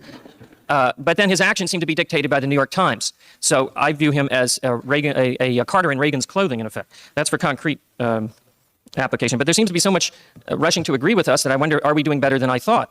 People used to be absolutely knocked off their chairs by someone advocating laissez-faire, and maybe we've become a little bit too successful. So let's bring this down from the clouds a little bit. We advocate the immediate abolition of the antitrust laws. We advocate the immediate removal of the welfare system. And again, this is actually a good tack here that he's going down. It's like, okay, well, if you agree with us so much and you're latching on to our system, any justification we provide is a justification for you as well. If you're going to latch on, it's like, okay, well, let's just list off everything we believe, and we get to flow through on all of it. I mean, this is really all that can be done in this rejoinder, because really there's nothing to respond to. So at this point, just posture. Just go, okay, well, let's advocate. Let's show how silly you were for doing that. System as fast as possible, perhaps over 4 or 5 years, to the total elimination of all welfare. We advocate the immediate abolition of the Federal Trade Commission, the Securities and Exchange Commission, the Federal Depository Insurance Company, the CCC, ICC, just about any alphabet agency you can bring up. I mean, we're talking about something very different from socialism. We're talking about untrammeled, complete free trade, where people can buy and sell as they choose, as long as they do not initiate physical force against others. Now, I wanted to just respond to a few implications of ideas in the socialist side that I want to disavow. We do not hold equality as a value or virtue or ideal, if by equality you mean anything other than equal rights before the law. That term is used very Again, obviously, like, this is the problem with just trying to say, oh, you capitalists, you love these things, because now the capitalist can just come in and say, no, fuck off. He understands exactly what you're trying to do here. He agrees with the founders on that specific sense of equality, that it's equality before the law. Binswanger, he's not a retard. Like, he can't just, he's not just gonna, well, I guess we all agree then. He's not an idiot. Like, come on, this was, so yeah, Mr. Judis, his entire opening statement crumbled before Binswanger, and I imagine he probably still has time to also poke a million holes into Hitchens' opening statement, or maybe he's focusing on Judis, and then Ridpath will come in against Hitchens. I'm not sure exactly how they've planned this out, but yeah, not good. Ambiguously. Equal rights before the law, so that there is one system of justice in the law courts for rich and for poor, is exactly what I've been arguing for. Today, all the rights are on the side of the poor and the workers, and all the suffering is on the side of those big capitalist businessmen. They are considered guilty in any confrontation without the need for proof or evidence. They're considered guilty because they're greedy capitalists. So equality before the law, yes. But equality of income, equality of life, equality in any other sense, absolutely no. People have different abilities. People work with different degrees of intensity and effort and success, and to some extent, just plain luck. And those equalities have no moral significance. Sorry, those inequalities have no moral significance whatsoever. I have never, in all my years in philosophy, come across any argument as to why there is any moral issue involved in one man having 1,000 times the wealth of his neighbor. I would like to know on what basis is there something wrong. Again, so now he's throwing it back to the socialists who provided zero moral justifications in their entire, collective 16 minutes. I think it's fair enough for me to collectivize them because they are collectivists. In their collective 16 minutes of opening statement, they didn't provide any moral basis. And now Binswanger can just go, okay, well, give me the fucking moral basis. Give me the moral argument for why it's wrong for one guy to have 1,000 times as much money as another guy. Like, show me that, okay? Wrong with that, and on what basis is it better if the incomes or wealths are equalized? Because there is no such argument. As to the family being altruistic, I don't belong to a family. We are not Reagan conservatives. We do not stand up here and champion family. We champion the individual. I would like to find someone I can marry. I don't plan to have children. If I have someone that I love, whom I marry, it won't be someone who joins with me on the basis of from each according to his ability, to each according to his needs. It will be trading value for value, both economically and in terms of spiritual values. Finally, the idea of class and collectivism, we totally disavow. There is no such thing as a class. There are just individuals. And I would claim, if I had time, that that's based on the denial of free will. Their view is based on determinism, the idea that if you're born in such and such a... Indeed. There we go. So now he understands the sort of dialectical materialism that they're waving around. It's like, well, they're actually denying free will by doing that. That if you're part of a certain class, you necessarily act in certain ways. But this is not true. So again, Binswanger can just flow right through. Situation, you have to have the ideas and values of your parents. We uphold free will, that a man makes himself. Thank you.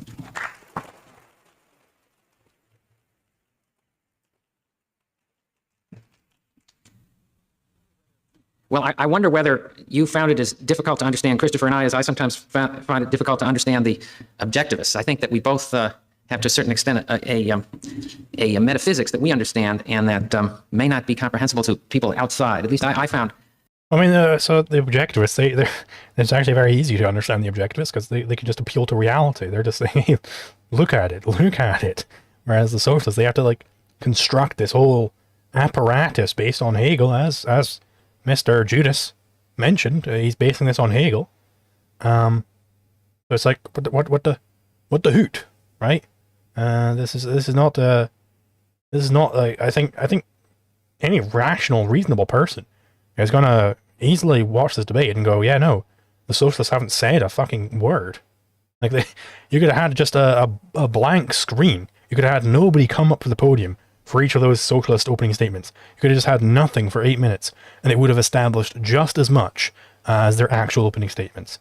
They have thoroughly lost this debate. I found myself at a loss at times trying to understand the meaning of such words as life and selfishness as I listened to my fellow debaters discuss capitalism. Let me try to restate, if I will, some of my argument, and while I do that, I'll refer to points that have been made. First, I see capitalism as a social system, as a historical system, not as an ideal that has not yet been realized, as a social system that evolved out of feudalism and that has a certain history, and it's a history that we can learn from. In the United States, the crucial part of that history is the one that really is at stake here. It's the history of the early republic, because in those days were born the ideals by which we still live, by which we're governed, as Christopher mentioned, hypocritically. So that the crucial question for us is, how can those laissez-faire ideals be realized? And what happened in America? What happened during the Civil War? Why was it that we fought a war? Again, how can these laissez-faire ideals be... Again, this is not going to do anything you need to be done. Appealing to America. Why is it that we fought the Civil War? Why? We really agree with laissez-faire. Like, just rehashing this same boring opening statement, which did nothing in the first place, is not going to do anything in the second place either. Binswanger's already shown why this is not going to help you. Based on the idea of all men are created equal. And out of that, let's say 60 years later, we had a society in which there was gross inequality. Again, he's conflating inequality. He's saying, well, there was inequality because, you know, some people were racist and they didn't want to hire black people. Oh, terrible, right? And he's conflating that to mean that there's equality before, that there's therefore no equality before the law. But as Binswanger already explicitly said, hey, look, the only sense of equality that is legitimate and that the founders were after is equality before the law. Now he's trying to conflate this with equality of outcome, equality of income, equality of all these other types of equalities. Like, come on. Now, are there classes? Do people have free will? I think here that there's a confusion of normative and description and descriptive terms, whether we're talking about how life ought to be or how life is, whether in fact the society is organized a certain way and whether it ought to be organized a certain way. And what I'm trying to say is that out of this attempt in our Jeffersonian, Jacksonian period, the period of the Civil War, to create a society that was free and equal, a much different society got created, one in which there were not only differences in income, but differences in income that were related to differences. Again, differences in income. This is irrelevant to the sense of equality which the founders were talking about. And Binswanger's already explained this to you. I guess he just wasn't expecting Binswanger to have any response, so he already had written all these things, and so now he's just gonna go through them no matter what. But it's like, again, this doesn't establish anything because Binswanger's already preempted all of this by already arguing against when he said it in the opening statement. Binswanger's already demonstrated why all these arguments are bunk. So just restating them again doesn't accomplish anything. Is in the relationship that people had to private property, and particularly to large-scale private property. And that's what we talk about when we talk about classes. And that helps us understand certain things about the society. Now, the state. Are governments necessary? Something that again, was an issue for Tom Paine and is an issue for us today. There are certain reasons, I think, why we have to have a government today and why it does have to play a certain role in the economy. And I don't mean just antitrust laws. I mean the experience of the Great Depression, of depressions that began in the early 19th century, panics leading up through the Depression of the 1890s, the Depression of the 1930s, depressions which were caused by the anarchy of the capitalist system. Okay, so again, no, depressions were not caused by anarchy, but it is very funny that he conflates anarchy and capitalism here. I don't think that his opponents are going to like that very much, but it is true. It is true that capitalism is anarchistic and anarchism is capitalistic. That is indeed true. But no, these depressions, these recessions, they're specifically caused by government interference into the economy. So when the government interferes, that's when you get the boom-bust cycle. Okay? So if you've got some sort of fractional reserve banking, which you can only maintain at the behest of a state gun, if you've got fractional reserve banking, then you're creating fiduciary media, that is, money certificates that don't correspond to actually any real money, fiat, right? Then it looks like a whole lot more has been saved than has actually been saved, right? The interest rates are lower than they actually would be in reality. So therefore, people invest in longer run projects than they otherwise would have. So you get malinvestment, clustered malinvestment, that is. And then eventually when it comes time, you're going to realize that, hey, we shouldn't have been doing all of these long run projects. We've entered the bus now. So now we got to reallocate these means to where they should have been in the first place. That's what causes the busts. All right. It has nothing to do with free market capitalism. The only solution for which was some form of government regulation, whether we like it or not. The only solution was some form of government regulation. Okay, well then the government has massively involved themselves in the financial sector since then, for the past 2 centuries, something like that. Like, the government is massively involved in the financial sector these days. So why are there still recessions happening? Why are we still getting recessions if the only solution to recession is to have government involvement? Why did the business cycle, why did it only come about after you have government involvement in the economy, with again the introduction of fiduciary media? Why did it only come about after that? And why, if government involvement in the finance sector is the only solution, why are we still getting them? Why are they getting more and more extreme the more government intervention that there is? Why is that the case? You know, this is the kind of thing that the capitalists can just come back and start poking him with. Like, what's going on here? Not. And today, I would suggest that in many, to a great extent, our own problems as an economy, our declining balance of trade, if I can use such a mundane and dirty expression, you know, in a time when we're talking about much more high-level things, is partly related to the fact that that our economy is so structured so differently than the Japanese, and that we haven't sufficiently used our government in a creative economic way to increase our own productivity, but rather, under the name of laissez-faire, have only used it to protect certain forms of greed and largesse. So I hope we're not speaking entirely past each other, and that we can have this a fruitful discussion of what is at stake in this issue between capitalism and socialism. Okay, so again, he didn't actually give any sort of moral defense there. He did nothing. He's just like, well, maybe we could not talk past each other. Come on, guys. We're really all believing the same thing. And it's like, this doesn't establish anything you need to establish here. It's a nothing burger.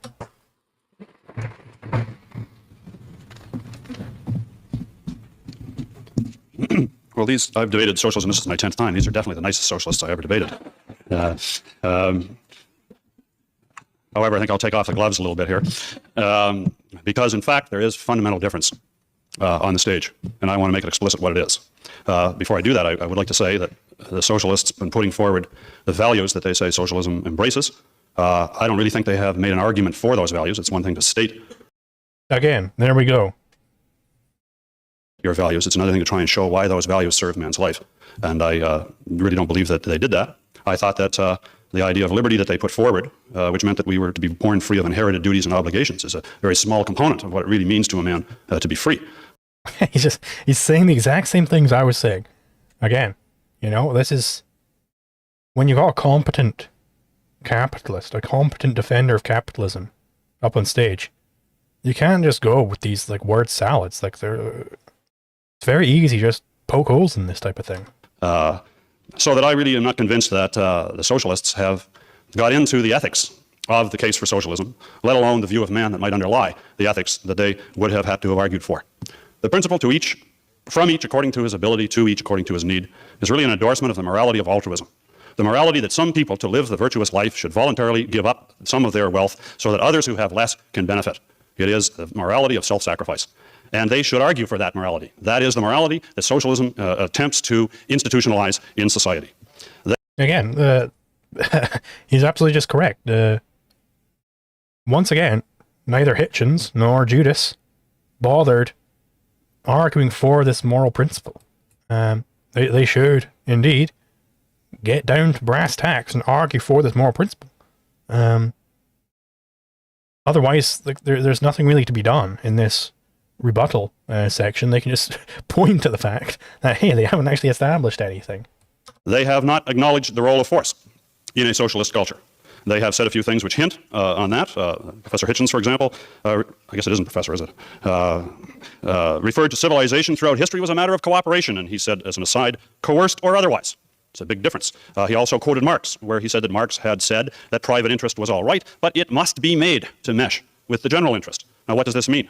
This means that the socialists, in fact, are advocates of what we can properly call a statist society. A society where the state has a big function to play. In essence, where the state is going to take over by expropriation the private property of the producers of a country and run that private property according to what they think is in the best interest of everyone. Socialism rests on an enormous act of expropriation of property, which is a violent act.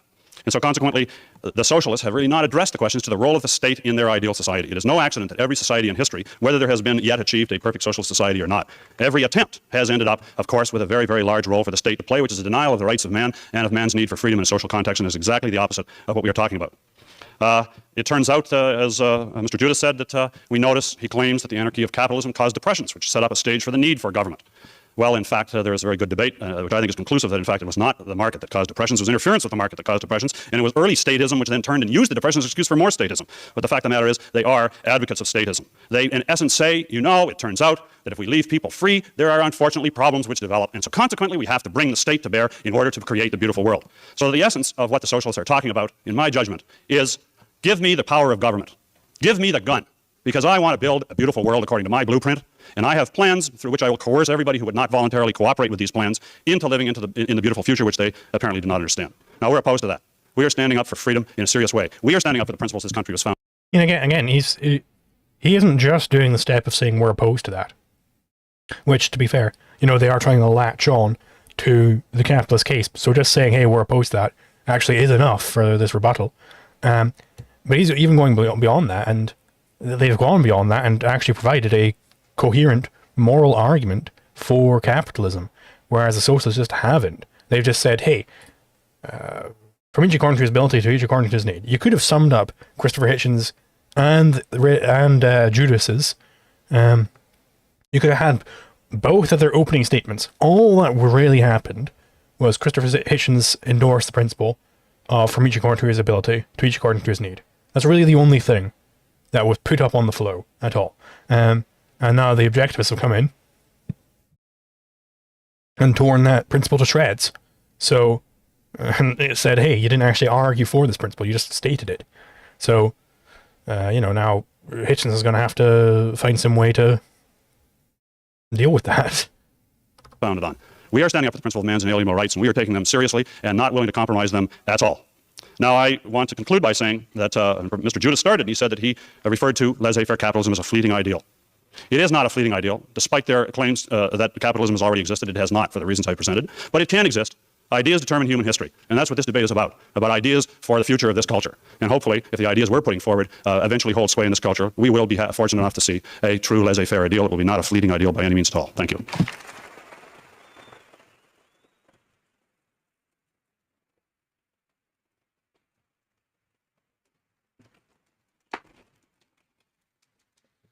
Thank you, Mr. Ridpath. The last speaker at this stage of the debate will be Mr. Hitchens. Following Mr. Hitchens' presentation, the audience questioning will commence. Mr. Hitchens? So now there is this one rebuttal section where it's again up to Christopher Hitchens to establish an entire moral defense of socialism from the ground up. Good fucking luck.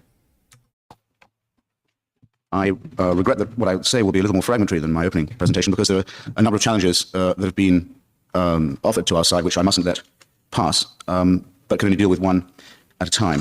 First, I specifically did not state that the principle of from each, etc., as I think we can agree to call it, as embodied in the bourgeois family, was a principle of altruism. It was simply a principle of necessity. No. Yeah, again. He's not saying that you stated that. He's stating that. He's stating that it is the principle of altruism. That's his argument. So he's just saying, well, I did not state that this principle. I specifically did not state. Okay, he didn't say that you did state that. He made that argument.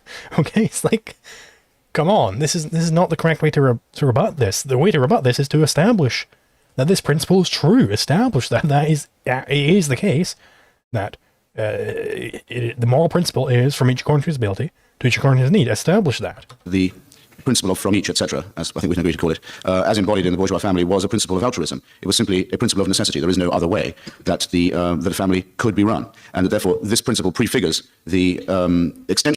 Also, it isn't the case. Like, you could run a family in other ways, and even if you couldn't, that doesn't establish the principle as true. It doesn't. Maybe it's bad to have families then, right? Maybe that's the case. You can't just say, well, this is the way the bourgeois family is run. No, and you haven't established that it's necessarily the case that there is no other way to establish a family, right? You haven't explained this. Extension of such a principle to society itself, and we can see it, as it were, in the womb of the old, as Engels would have said and was in fact over fond of saying. Now there's a very great and unrecognized, I think, in their own minds, confusion in our two opponents here about capitalism, liberty and private property and the relationship between them. The history of capitalism, and even more so, this should be said, that the history of capitalism in its imperialist phase, its heroic period, is the history of in its imperialist phase, again. So he's not actually attacking capitalism as they've presented it. He's just saying, well, capitalism as we understand it, like, no, this doesn't establish anything, because they get to just walk on through and they get to say what capitalism is. They get to say what they're arguing for. You can't say for them what they're arguing for. They get to decide that. So just from, like, the perspective of just pure debate logic, this doesn't establish anything. Appropriation. It is the history of the robbery of private property from millions and millions of people. Again, so they're not for that. They're not for robbing private property. They're for enshrining private property. That's what they mean by capitalism. So you can't just say, well, there's this other thing that people call capitalism, and that was bad. It doesn't matter. Marx, observing this process in the Communist Manifesto, remarks on the tremendous advances in productivity and technique and innovation that were thereby enabled. But he does point to the fact that many, many people who hitherto had owned land, property, and so on were expropriated, collectivized, and made into the modern proletariat. He thought the price was worth paying. He thought capitalism was an advance over what had gone before. But let nobody tell you that capitalism cannot coexist with the expropriation of private property. It can and does. This, I think, would assist us to answer an even more intriguing question, which is why it is that capitalism has only ever evolved successfully in a very few countries. I think this is very probably because, I'll have to be condensed here, because its evolution ab initio was based on the robbery of other countries' wealth and productivity. This is a complete inversion, okay? It is the socialists who want to seize the means of production. Very, very clear with that term. They say they want to seize the means of production. They don't say they want to produce the means of production. They don't say that. They don't say they want to make their own means of production. They want to seize the means of production. So, it's really no question why it is that socialist countries are so expansionist. They're so expansionist because once they've seized all the means of production in their own country, once they've predated upon and parasitized all of the productive capacity that they have, then they got to go elsewhere. They got to seize more means of production from other countries. So this is a complete inversion of the correct order of operations here. It is not the capitalists who are seizing wealth and productivity. That's not the basis of capitalism. The basis of capitalism, as they've explained, right, is that men are free to produce for themselves. Somebody has to do the production. So you need a system where men are free to produce, right? This is a complete inversion that he's trying to present here. Let me again remind you of what Marx said about India. A tremendous expropriation by British imperialism. Oh wow, Marx said it about India. Well, then it must fucking be true. Of the resources of capital accumulation from India. An enormous input to the British Industrial Revolution, still the heartland of the evolution of capitalism, but a fantastic desolation of private property in India. Again, Marx thought it was probably, in the long run, justifiable, because India would in the end succeed in coming together as a state and overcoming the feudal ties imposed by the Mughal emperors that had been sundered by the imperialist invasion. But don't let anybody suggest to you for an instant that capitalism does not regard people as means, probably more than any other system in history. Capitalism does regard people as means, correct, but that doesn't mean that they don't have rights. Okay, that somebody being a means to your end doesn't mean that you own them. History, it has made a virtue of that ability, of the ability to conscript, to expropriate, and to dispossess. And none of this has to do anything with capitalism, because the objectivists, they've already said that, hey, we're very specific with what we're after when we are talking about capitalism. We're talking about this very specific system. We're not talking about any other system. So just saying how evil these other systems are, that does nothing. This doesn't achieve anything in terms of the debate. Really, he's got like maybe a minute left, 2 minutes left to try and give an entire moral foundation for socialism. He ain't going to be able to do it. The capitalists have won. In order to become an engine of wealth. And that is why, finally, the responsibility for the overweening power of certain states is that, historically speaking, of capitalism. Because in the countries where capitalism either did not, or because of imperialism, could not take root, capital accumulation had to be done another way. You can't not have capital, after all, though you can not have capitalism. And capital can be accumulated one way, or it can be accumulated the other. And in the Yes. Get into this. How is capital accumulated? How is that capital produced in the first place? Well, it's produced from men using their reason to shape the world around them. That's how the capital is produced. And you are after predating upon those productive men. That's the system of capital accumulation you want. Be honest about this. Oriental despotisms of the East and the modern versions of those, capitalism had to be substituted for by the state. But that is because of the failure of capitalism. It's intimately related to it, let me say. I can't blame them for everything. Thus, it's perfectly simplistic to say that capitalism represents freedom from state power, because both in the countries of its success and in the countries of its failure, the relationship with the modern state, the giant... Again, they're not advocating for any of that. They were explicit about this. So you can't just say, well, that's capitalism. You don't get the freedom in this debate to do that. You don't get to decide what capitalism means. They were the ones who gave a full moral foundation and explanation of what capitalism is. They get to decide what capitalism means in this debate. Hitchens does not. Man Sharma for 200 rupees. Thank you very much. Imperialism is literally just state conquering areas other than its native land. How is that capitalist? Also, they have no justification of why imperialism is wrong on their premises as their status. Indeed, yeah. That has nothing to do with capitalism. giant state, the state that can regard the citizen as its property for large numbers of practical purposes, is very close indeed. And I think this, what I've said, should be enough in itself to rebut the ridiculous accusation that only socialists are interested in violence. I could stand, or need it for the vindication of their program. I really could stand here all night and read the list of names of people who've been murdered by capitalist regimes when the interest of illicit private property and government. Capitalist regimes. What a contradiction in terms that is. Again, even the Randroid defense of capitalism here that we've had, they said it was the government is limited to very specific functions. It's not one of those functions is not seizing private property. The socialists, they love seizing private property. This has already been established in this debate. So now he's got 8 seconds left to try and establish an entire moral foundation of socialism. So let's see if he does that. Governments based on it is felt to be threatened. There is no length to which capital will not go in those contingencies. Fascism was capitalism. The structure of the capitalist... Fascism was capitalism. No, you don't, again, you don't get to decide that. The objectivists, they have said what capitalism is. You gotta argue against their system. You can't just say, oh, I'm against fascism. State in Germany survived and coexisted, and in Italy and in Spain, survived and coexisted with the fascist period throughout. I don't mean to say that capitalism is fascism, but capitalism... That is what you said. ...can coexist with any system. Capitalism can coexist with any system. Okay, can you have an entire command economy? Top to bottom, left to right, everything is dictated by the Central Planning Bureau. Can capitalism coexist with that system? Clearly fucking not. Clearly not. Capitalism means the negation of state power. If you, to whatever degree you have state power going in there and telling people what they're allowed to do and what they're not allowed to do, you don't have capitalism. And its attitude to liberty is as instrumental and contingent as its attitude to equality. I see I have no more time, but I'm prepared to defend anything I've said at greater length in the subsequent period. Thank you. What an utter nothing burger that was. It looks like they're going into questions from the audience now. Allow me to just, I'm just going to go get enough refill on water and take a piss. So, yeah, before we get into the audience questions. But I will say, total capitalist victory, not even close. I was expecting something a little bit more impressive from Hitchens. You know, he's so famous, everybody heard so much about him. I guess he's got one topic that he's able to debate on, and that's religion. He's still trying. He still got his licks in against religion here, even though it's completely irrelevant. But yeah, no, yeah. I used to think that Hitchens was so eloquent, but he just bloviates without substance. Indeed, yeah. There's literally no words were said there effectively. Oh, is it Zelong K for $5? Thank you very much.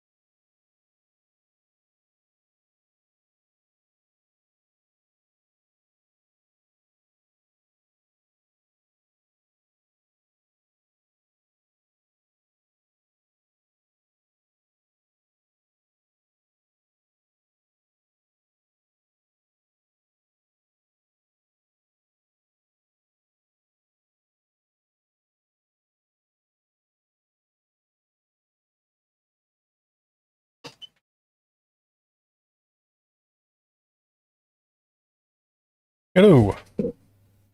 Wild that they tried to pull fascism as capitalism without even attempting to explain or justify that. Yeah. I think when you got booed for it, you try to back off from it a little bit. But yeah, no.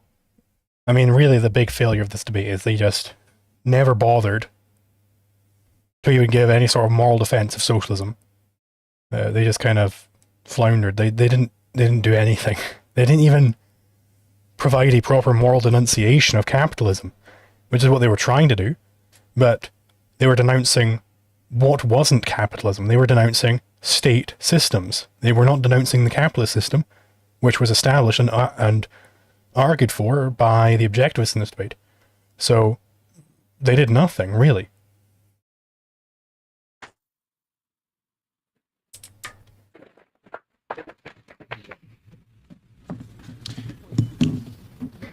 At this point in our debate, we would very much like to encourage your participation. Were Marshall McLuhan in this audience, he would, however, smile, because we would request of you, so that this whole enterprise, if I might use that word, is memorialized on tape, that you excuse those around you and pop up and go to the microphone to ask questions as you will. And if we could take, the next minute or so and give that to people who know that they would indeed like to ask some questions, would you please then wend your way to the mic and form some kind of a, haphazard line behind it, and we will begin the questioning process shortly. You'll need to turn on table mics. Okay. Excuse me? We're getting straight into it. Yes, we are. We'll be going straight into it. Might make one brief, and that it is time and comment to be able to have the program. Each side, if I may. Would the first gentleman like to ask a question? Yes, one for each side, if I may. For the capitalists, I'm curious to know why, in modern society, you view physical force as the exclusive or even the most insidious form of coercion. In a society in which you may build a home and find a toxic waste dump built next to it if there's no such thing as zoning laws, do you think that you can legitimately... Again, so... Society in which you may build a home and find... Build a home and find a toxic waste dump. I mean, so was the toxic waste dump already there before you built this home? In which case, don't build your home next to a fucking toxic waste dump. They have homesteaded that land. But, you know, if you've already homesteaded that land and then someone starts dumping toxic waste on your land, well then, yeah, they're trespassing against you. I mean, this is why it's important to be very precise with your terminology. This is why it's precise to say, hey, it's the initiation of conflict, because that does initiate a conflict to dump this toxic waste and pollute somebody's property. A toxic waste dump built next to it if there's no such thing as zoning laws. Do you think that... And again, you don't deal with this through zoning laws. Like, it's not the government comes in and says what you're allowed to build in your own goddamn property. The way you deal with this is through homesteading, right? If I homestead something, you're not allowed to pollute it. You can legitimately restrict your analysis to physical force and which side is most guilty of its imposition. For the socialist side. One question at a time, please. Thank you. I have a mic here. I think you do. Yes. I'd like to answer your real question, which is the first part. Your example does not illustrate. If there is a toxic waste dump, if someone dumps toxic waste next to your home, that is physical force. That is the infusion of deadly chemicals into your property and perhaps into your body. And if you can go into court and prove that, you can have the government in a capitalist society make him compensate for you, make him remove it and make him compensate you for any damage. What I think you want to contrast it with is so-called economic power. Why do I consider physical force the only form of coercion versus economic power, where a big business, General Motors, supposedly can make you buy their cars, IBM can... Yeah, and of course, Binswanger knows the type of question he wants to be asking here, but perhaps isn't knowledgeable enough to ask it. Because, Binswanger knows a hell of a lot more about socialism than these socialists know about capitalism. That's very clear. Like, the socialists in this debate really just barely understand socialism. Like, I think Harry Binswanger probably understands socialism better than the socialists understand socialism. At least as far as this debate is concerned. Can make you buy an IBM computer. I have to leave it to the socialists in the audience or on the stage to give better, more convincing examples, because I can't hold it in my mind. The reason I make such a distinction, well, advertising is supposed to be brainwashing. There's another example of economic power. The reason why I make a distinction is that physical force is the only thing that can cause your reason to be inoperative. It nullifies your reason. Remember, my whole case was life is an ultimate value, reason is the major means of achieving it, and therefore no force, because the force is the anti-mind. If somebody comes up to you with a fantastic commercial to try and get you to buy some product, that is not anywhere in the same universe from someone coming up, pointing a gun at your head and saying, give me your wallet. One leaves your mind free to function, and it's up to you to judge the validity of the computer, the advertisement, or whatever. The other deprives you of the ability to act on your thinking. And that is the very nature of coercion. I mean, that's the meaning of coercion, making you act against your will. Well, your will is the ability to act according to your mind's decision. So that's why there's a life and death difference between force and any other kind of social influence. I have to give one other example. It's considered force in some quarters if you're not given help when you need it. Well, that is completely wrong. If a woman that I want to sleep with won't sleep with me, that is not force. If I break my leg through my own carelessness or through lightning striking it and someone else won't heal it, that is not imposing force upon me. Force means force. It means physical contact with another's person or property against his will without his consent. And that's the only thing that can negate a mind and therefore destroy a life. Thank you, Mr. Binswanger. Socialist response? He's got a question for us, I think. I would like to, at least initially, limit the questioners to one question apiece. You're welcome to move to the end of the line and get ready to ask your next question. Thank you so much. Your single question, sir. Yes, I'd like to pick up on a claim that if I can call him Mr. Ridpath, said that the socialists were just stating values and didn't get into their ethics. I'd like to advance a thesis and have both sides comment on this, and that is that there is a very basic metaphysical difference between the objectivists and the socialists. The socialists seem to be saying that a socialist system is a historical inevitability. They talk about morality is superfluous. The socialists are just pointing out a trend that must lead to socialism. The objectivists... Again, no, but that's not what they need to do, because it's capitalism versus socialism. What is the moral system? So just saying we'll inevitably get to socialism, which, you know, makes one wonder why the fuck they bother arguing for it so much if it's inevitable.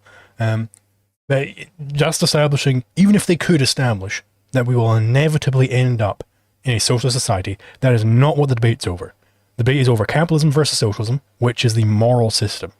Okay? Saying we'll inevitably end up in socialism does not establish that it's the moral system. So that's what they need to do. The socialists need to establish that it's moral. That's what they need to establish. And yeah, Binswanger did the rape duck show, yeah. This doesn't, it seems like anybody who's aligned with the socialist side here just fundamentally doesn't understand how debate works. Like, this doesn't do anything for you. Are claiming that man is historically autonomous. There's no historical context that necessitates the evolution towards any political system. Social ethics are needed to help us decide which political and economic system we should adopt. My thesis then is that there is a basic metaphysical difference between the socialists and capitalists in this debate. Okay, yeah, yes, but that led the socialists astray. It led them to not actually debate what they need to debate. A much more cleverly asked double question. Would the socialists like to respond first? Well, is this mic on? I suppose that the difference, let me put the difference in, another way. Our capitalist opponents, if I can call them that, I think that don't have a conception of history upon which they base individual possibilities and values, whereas what I would say of our view is that it is framed in terms of what is historically possible and the ideals that socialists believe in. Again, but the debate isn't over capitalism versus socialism, which is historically possible. The debate is over capitalism versus socialism, which is the moral system. Now, that's what the debate's over. So this is irrelevant. Just saying, yeah, we'll inevitably end up in socialism because of the dialectic process where contradictions are real, all this mumbo jumbo, that doesn't establish anything you need to establish for this debate. Are themselves ideals that have arisen through various historical struggles. So that I think that's the difference. I think it's a difference between, if I may put it away, a kind of a timeless metaphysics of man and a historical philosophy. Thank you. Hello. No. I think that in some respects you're right. I don't know that all socialists take the deterministic view that Marx took, but I think you have hit on a point that the socialists, certainly the ones that are historical determinists, may not find it necessary to make arguments for the pursuit of different human values because their view is that these things are in a sense historically. Yeah, this is the Marxist historical analysis based on applying dialectics to history. Yeah, this is pure dialectical materialism. Conditioned, whereas the objectivists are certainly advocating a view of man, which regards man's free will as the crux to all of his moral choices, and regards man as in control of his destiny at every moment in history. So, in that sense, we don't have what is just referred to as a historical perspective, if you like. Human beings are human beings. The question is, what is the nature of a human being? How does a human being live? What does he require? What are the needs of human life? And our argument is that this has been true of human beings through history. It is not a historically relative thing, that men have required freedom all through history. And the fact that they have had freedom so infrequently through history is a sad commentary on human history up until this time. but it does not prove the historically determined set of values that some socialist determinists believe is the case. Thank you. Next question, please. Let me. Indeed, yes, because so yeah, he's even gone a further step there and said, hey, look, it's not actually predetermined that we will end up in socialism. That isn't the case. So, and you know what I was establishing was, even if it was that case, that still isn't a moral justification of socialism. So like, yeah, just on every level of analysis, the socialists have just failed at this debate. First of all, say that I think that the most promising thing we've heard tonight for the future of our social system is that Mr. Binswanger has agreed not to have children. My question to you, Mr. Binswanger, my question to you tonight, the question tonight is one of moral justification. It's very funny that he like goes in for this big like dunk, like he made sure to write that one down, but then he starts immediately stuttering and mumbling when he gets onto them. Like you can't get his fucking question out. It's like, come on, bro, like get you can't have, you know, this like, oh, I just dunked on you, whoa, and then immediately get so nervous that you can't get your question out. Like it's just so like at odds with itself. I'd like to ask you how you can morally justify, and you attempted to, a system which admits to the justification of inequality, economic inequality, where the accumulation of wealth, Well, he already did this justification. He already justified this, and he already explained, like, hey, there's actually, I have never heard any argument for why economic inequality is even bad. So you need, Mr. Audience Member, Socialist, your side has to come with the argument that it is bad. The burden of proof is on you. Okay? He justified his entire moral system already. He didn't attempt to justify it. He did justify it. The ownership of property does not necessarily, as you said, need to be equal. Perhaps if all things were equal to start with, if everyone was starting out on the same starting line, Sir, yes. Mr. Binswanger has informed me that he objects to the ad hominem comment and will not be answering your question. And I would hope... Oh, there you go.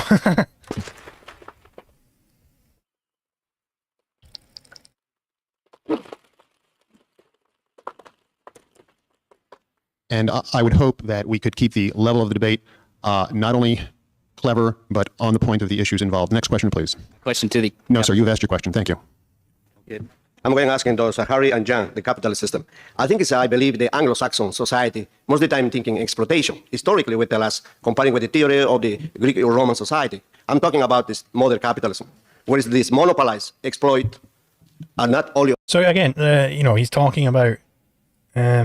he's trying to establish that, well, this is the modern capitalism, where, you know, being like in the United States and everything, where you got monopolized exploitation and everything like that. But like, you know, I think the capitalist side, they've already established that, in fact, no, we're not for that. That's not what capitalism is. We're not interested in that type of thing. So this, I don't think this question really gets at what he needs to get at. What he really needs to get at is that, well, actually, even in your ideal system of capitalism, there is some sort of exploitation for whatever reason, and then you can, you know, ask a question regarding that. But just trying to appeal to the modern capitalism in his terms, that doesn't actually get much, I don't think. All your policies, practice, too much exploitation to people. However, the capitalism is almost 10% up in class. So I'd like to ask you a question, please. The capitalism is immoral because Jesus, who's king of the earth, also was sympathized with the socialism. True or not, please? Okay, so yeah, I mean, I am having a hard time understanding him because very thick accent, of course. So is he trying to say that socialism is actually the moral system because Jesus is king on earth and Jesus sympathized with socialism? He's not going to get a whole lot of love from either side of this debate, I don't think, if that's his argument. But I mean, the objectivists can just say, yeah, indeed, the Sermon on the Mount is like a socialist dogma or whatever, because obviously objectivists are not big fans of Christianity, so they could reject it on those grounds. If that's the argument that he's making, I'm not sure if I have understood the gentleman. It's a simple argument. Jesus is king of the earth, therefore he owns us all. I mean, that is an argument some people make. Perhaps that's what he's saying. Okay. If the question is true or not that Jesus was a socialist, I would think you have a good case to make. The case that we are making for capitalism is a case for a social system, as I said in my remarks, that hasn't yet existed. All that you hear about the alleged evils of capitalism with regards to exploitation and with regards to monopolies and all of this is, quite frankly, a complete misrepresentation of what capitalism is. It does not relate to what we are talking about at all. But I will say, in regards to bringing in Jesus, that the fact of the matter is that the case we are making is a radical attack on the ethics of Judeo-Christianity. We are rejecting the cross. We are rejecting sacrifice. We are rejecting state and forced sacrifice. We are standing up for man's mind, for reason, for this earth, and for freedom. So you're right, Jesus and we are on opposite sides. A rejoinder? Yes, is my microphone live? Yeah. There's a... So it's really interesting because, Hitchens obviously isn't going to like the Jesus as a socialist argument either. So let's see this one. I mean, I think that was a perfectly cogent response from Ridpath there. Absolutely correct. A trite school of thought that does try and maintain that you can derive socialism from Christianity, and I hope I said enough to make plain that I think that's nonsense. I mean, you didn't actually say anything of substance at all, Hitchens. Like, you didn't say, like, oh, I mean, he did say that one of his pillars of socialism is that you have to believe there is no God. But you didn't show why it's erroneous to try and derive socialism from Christianity. Like, you didn't do that step, Hitchens. You completely neglect to do that step for any of your pillars, in fact. Christianity is historically the ideology of feudalism and of slavery, and with those it's been very strongly compatible, and I think remains. As to whether Jesus was or was not, I don't know, because I have no view of whether he existed or said any of the things that are attributed to him. Some of the more popular remarks attributed to Jesus, I would say uncontroversial remarks, tending towards a view of the brotherhood of man, are of course pre-Christian. Wholly admirable points about the interdependence of the human race and the need to help others for one's own sake. These are uncontroversial, pre-Christian, and... Uncontroversial, I mean, I think that this debate existing proves that those statements are in fact controversial. Obviously easily assimilable to socialist morality. Thank you. Next question. And there are about 40 countries in the world that call themselves socialist today, including in some of those who have perpetuated the most appalling deeds of violence against human beings in our century. And the amount of violence... Yeah, I think this is a fair enough line of questioning here. Well, what's with all these socialist countries where they're calling themselves socialist countries and they're committing all these like horrible acts of violence? Like, what? How do you, Mr. Socialist, reconcile this fact? Are they doing socialism wrong? Like, what is socialism and what would it look like to do it right? Like, this really gets back at the heart of the debate, I think. seems to be in adverse proportion to the non-socialist elements mixed into the particular society. Even if the arguments socialists are true, should we risk a system that can obviously go so easily off the rails? Off the rails. Metaphor. Just to show how complicated things are here, let me first make a remark about this last controversy, which is that I have to dissent from my comrade Hitchens' view of Christianity and religion, even though I'm on the Judeo rather than the Christian side of the controversy. You have to remember Christianity is also the religion of the early Puritans. I mean, there's a lot of you can make a case for. And see, this is one problem with having these like kind of team debates where the team isn't necessarily on the same page. Binswanger and Ridpath, they can say all these controversial things and they can be fine. I mean, I'm not even sure what they mean by socialism, so I'm not even sure if they're on the same page of socialism. And of course, when the religion point comes up, they're going to be feuding on that. Yeah, I mean, like this. Really, what he's got to do here is say, like, hey, well, it is. What we mean by socialism isn't what those people were doing in the USSR, for instance. They weren't doing socialism as we're meaning it. And then you got to say what you mean by socialism, which should have happened right at the beginning of the debate when you had your opening statement. That's when you should have said what you mean by socialism and what it means to implement it. But, we're an hour later and he hasn't done this. Or socialism coming out of a certain strain of Christianity, though to equate one with the other would be silly and trite. Now, socialist societies today, both our sides are in kind of a peculiar position, which is whenever we accuse the capitalists of doing something terrible, they just say, well, we're not talking about that. We're talking about our capitalism. And we're in the same problem here. Let me try to make the point, though, analytically rather than... But the thing is, the capitalists are able to say, we're not meaning the United States of America, we're not meaning this, we're not meaning that, because they actually came forward and presented their moral justification of capitalism and what exactly they mean by capitalism. But the socialist side have not presented anything of the sort. So, what are you left with? You're left with just thinking, okay, well then I guess they mean the USSR. So, did the objectivists win? Yeah, hands down. Like, not even, it wasn't even close. So, this is kind of the problem that Judis has to deal with. Than normatively or morally. Hegel had a concept of the cunning of reason. You know that idea? It's the idea that what people intend to do, that history isn't the sum of individuals' intentions, and that you cannot understand a society. I mean, that is just straight up determinism right there. History is not the sum of human intentions, is what he's saying. So that's determinism right there. Necessarily by its name. The fact that so many societies call themselves socialism doesn't mean that the historical movement that began in the 19th century has come to fruition in the 20th century. Instead, we have a kind of example of the cunning of reason, where a name has been appropriated. Just as the Nazis appropriated the name socialism, it was at the time the name of a popular philosophy and a popular politics. You have to remember, things were not as they are today in America. To be called a socialist. Yeah, again, like Tick has shown this at length, that no, the Nazis really are socialists. Socialism doesn't mean Marxism. Okay. So yeah, like again, like what do you mean by socialism then? If you're saying like, oh well, these people just keep appropriating the name, that's not really what I'm meaning. Okay, what do you mean then? Give the positive case for socialism, which has been completely absent from this debate so far. In Europe was something desirable. It was a way of winning working class support. So the Nazis called themselves National Socialists. There are social democratic parties around the world that have very little in common. I think in South America there are several that are you might call it almost national capitalist in nature. So a terminology doesn't necessarily make history, and you have to explain the term and understand how it came to be. Rejoinder? Just a quick comment that. But he didn't say what he does mean by socialism. He just said, I don't mean that thing.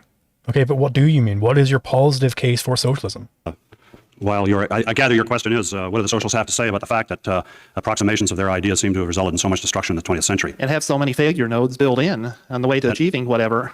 Yeah, and their answer is that, well, their ideals have been misappropriated in the 20th century. Well, that may or may not be the case, depending on what particular version of socialism one is putting forward. But the fact of the matter is that Karl Marx, for example, is not unrelated to what has happened in the 20th century. Hegel is not unrelated to what has happened. He's a major influence on the Nazis. And I must say that even though I'm not familiar with the writings of my opponents, but they haven't said anything to me to suggest that they personally endorse the bloodshed of the 20th century. But I will say this, some of the principles that they share are shared by the tyrants of the 20th century that have caused that bloodshed. They are statists. Socialism of any kind is a statist philosophy. And what has caused the bloodshed in the 20th century is different versions of statism. So rather than have to say, well, we're a different version of this creed, which has in fact caused so much destruction, at least we can sit here and say we reject the whole creed altogether. Thank you. Yeah, indeed. And ultimately, it's up to the socialists to provide some sort of positive case for socialism, which doesn't include statism. But they can't do that, of course. Apparently, either they just can't be bothered to do that, or they're literally not able to do that, because they didn't do it in the entire preceding hour and 22 minutes of this debate. Mr. Chairman, if I could crave your indulgence, if I was allowed to speak at this point, I think I could economize on later questions tending to the same point and clear up an earlier misrepresentation of our position all at once. May I try? Yes, you may. It is the single most vulgar misrepresentation of Marxism to say that it's determinist. The person who says that of it convicts himself at once of never having opened a book by Marx or by Marxists. In what sense is it not determinism? It's dialectical materialism. Where's the room for free will on Marx's system? Okay, the class you're in is determined by your relationship to the means of production. Right, that's what determines the class you're in. Okay, but then all these material factors, they are determining the entire course of human civilization. So where is the room for free will in this? It was, for its time, and remains the most determinedly and avowedly anti-determinist excuse me? Mode of thought in philosophy. Most famously, and you'll see why I'm stressing this in a second, Marx began his most famous account of history and revolution, the 18th Brumaire of Napoleon, by saying men make history, but they do not make it under circumstances of their own choosing. They make it, but under circumstances directly transmitted and engaged from the past. The traditions of all the dead generations. directly transmitted from the past. Okay, but then who's doing the choosing here? Like, where is the room for free will? Like, he hasn't actually said, here's where free will is. Like, and if you don't have any free will, then it's not anti-determinist, I'll tell you that. Generations see then famously added way like a nightmare on the brain of the living. That's not determinism, self-evidently not determinism. Now, no, it's not actually self-evidently not determinism. It's self-evidently, it is determinism, okay? How is these modes of production, all this shit, being transmitted from the past? How is that self-evidently not determinism? He just use the term self-evident, and then it'll all work. I mean, that sounds a whole lot like determinism to me. let me say why I think this bears on the question of violence. Men make history, but they can't choose when and how they're going to make it. If it was up to me, and I think I would carry John Judis with me here, the Russian Revolution would have happened in 1905, when there was a large democratic revolution led by socialists that was put down by the Tsar, and which, with tremendous bloodshed and repression, and which paved the way for a ghastly imperialist war in which millions of Russians were killed under the leadership of the system of hereditary God-given monarchy, which was the system with which capitalism in Russia was at that time coexisting. Now, it is not therefore by the socialist choice that revolution took place in Russia at the close of that gigantic war and bloodletting and gigantic tearing apart of the fabric of Russian society to the point where... I mean, they did choose to engage in that war. Right, so in that sense, it is their choice, but from the Marxist viewpoint, where is the choice? Like, on the Marxian metaphysics, where is the free will? Cannibalism had re-emerged in the countryside. An emergence, in my submission, that is not unrelated to the later course of events in the Soviet Union. It's quite... And they were early in this debate saying how socialism is inevitable. Well, how can you have an inevitable system whilst you have free will? That doesn't make any sense. What if everybody decided that they didn't want to have that inevitable system? What if they decided that? Because they have free will, so they just decide they won't have that system. Well, you've got to have if the system is truly inevitable, then they can't choose to not have it. So they don't have free will. Well, whoops-daisies. Quite simply unhistorical to say that, well, revolutions devour their children. You then surrender the need to analyze history, and you can simply look at history as the working out of that proposition. A very good means of economizing on thought, and one that I think should be repudiated by any thoughtful objectivist. Thank you. A brief rejoinder, and then we're going to return to the questioning. All right. Let's look at this in principle. Let's not try and say, well, maybe because it was raining in South Yemen when they took over, it was a bad time for them to take over, and that's why socialism failed. And maybe because Afghanistan went this way, and because Cuba's dependent on one crop, and because, there's always an explanation ad hoc as to why every single socialist nation that takes socialism seriously ends up with concentration camps and mass slaughter. Let's look at it in principle. In principle, what else can you expect if the government owns all the property in the country? If there is no right to private property, if you cannot own your own printing press, for example, from which you can criticize the government, if the state owns all the printing presses, all the radios, if the means of making a living is in the hands of one group which maintains it by force, the government, so that he who does not work shall not eat, becomes a government edict, what else can you expect? If you make it a crime to trade on the black market, in other words, to engage in capitalist acts, yet people have to engage in these black market activities in order to feed themselves, what else can you expect but more and more black market and more repression to keep it down? There's no escape from a system of any statist kind, leading to disaster if it gives all that power to the government. $10 from Evangelion Enthusiast. Thank you very much. Wow, socialists really talk like they're predetermined, almost like NPCs. Yeah, indeed. Oops. Now, the capitalist system says the most dangerous thing in the world is a government. Let's restrain it. Let's keep it down. Let's give it only one function, the function of protecting your... I mean, that is funny. The most dangerous thing in the world is the government. So let's keep the government around. It's like, whoa, how about don't, right? Freedom from criminals and foreign aggressors. Let's not let it mess in any other area of your life. Let's just have the police and the law courts, and let's not have it be also your employer and the owner of everything. So in other words, we believe in very, very drastically restricted, limited government. Now, since government's the culprit here, doesn't that point to the answer to your question? Thank you. Next question. Yeah, since there's a need for brevity, I'll make my question as short as possible. If one does an historical analysis of the situation as it exists in the world at present, there's an increasing tendency on the part of third world countries to gravitate towards the socialist ideal, whatever it may be. And I'd like both sides of the fence to address the question as to why this is so. Is it an ineptness on the part of radicals and intellectuals, or is it a clear analysis of historical perspectives? So, I mean, the objectives have a very good answer to this is because that's the philosophy that the people in those societies adopt. They have adopted a socialist society, and that's actually why they're poor. They're poor because they've adopted this collectivist bad philosophy. That's why they ended up poor, or rather, why they never developed wealth, why they never produced any wealth. So yeah, I mean, the objectivists have a very good answer for this. I'd like to see the socialists come up with some, tortured dialectic deduction of why African countries necessarily end up socialist. Capitalist, I'd like to start. Yeah, I've observed that myself. I, of course, would put a different coloration on it than the other side. I think the more advanced and intellectual countries have learned that socialism just does not work. So the only place that socialism can be sold now is in very backward countries that are, in fact, still following the fashions of the 1930s. But it's, you notice in Italy, for example, they came to the brink of Euro-communism and backed off. In France, they had a socialist government and backed away from it. I don't think you can fool the people anymore the way you could in the 30s in an industrial civilized society by saying, we want socialism because we don't want to promise you pie in the sky. We want to make you rich here on earth, and socialism is the way to make you rich. That was the original promise of socialism. Money. Food, shelter, work, a good job and rewarding income. Now that's just, been completely disproved by, quote, historical analysis, by facts. And the only place you can get away with it now is with people who aren't that well educated. Now I hope that's not taken as an ad hominem. That's my hypothesis as to, why it is that it's not possible to spread true socialism in an advanced society. Rejoinder. That reminds me of one of William Buckley's comments in an interview in 1961 when somebody asked him whether he thought that what was at the time the Belgian Congo, they were fighting for their independence, whether they were ready for democracy. And he said, well, they'd be ready for democracy when they stop eating each other. Then not to be so much to be funny as to signal my disagreement with the perspective of Mr. Binswanger. My own view is that the reason that the third world countries that socialism has been popular is that you have to conceive of the world economy as a gigantic division of labor in which most of those... So yeah, it's hatred of the good for being the good. Indeed. This doesn't run very much counter to Binswanger as much as he perhaps wants it to.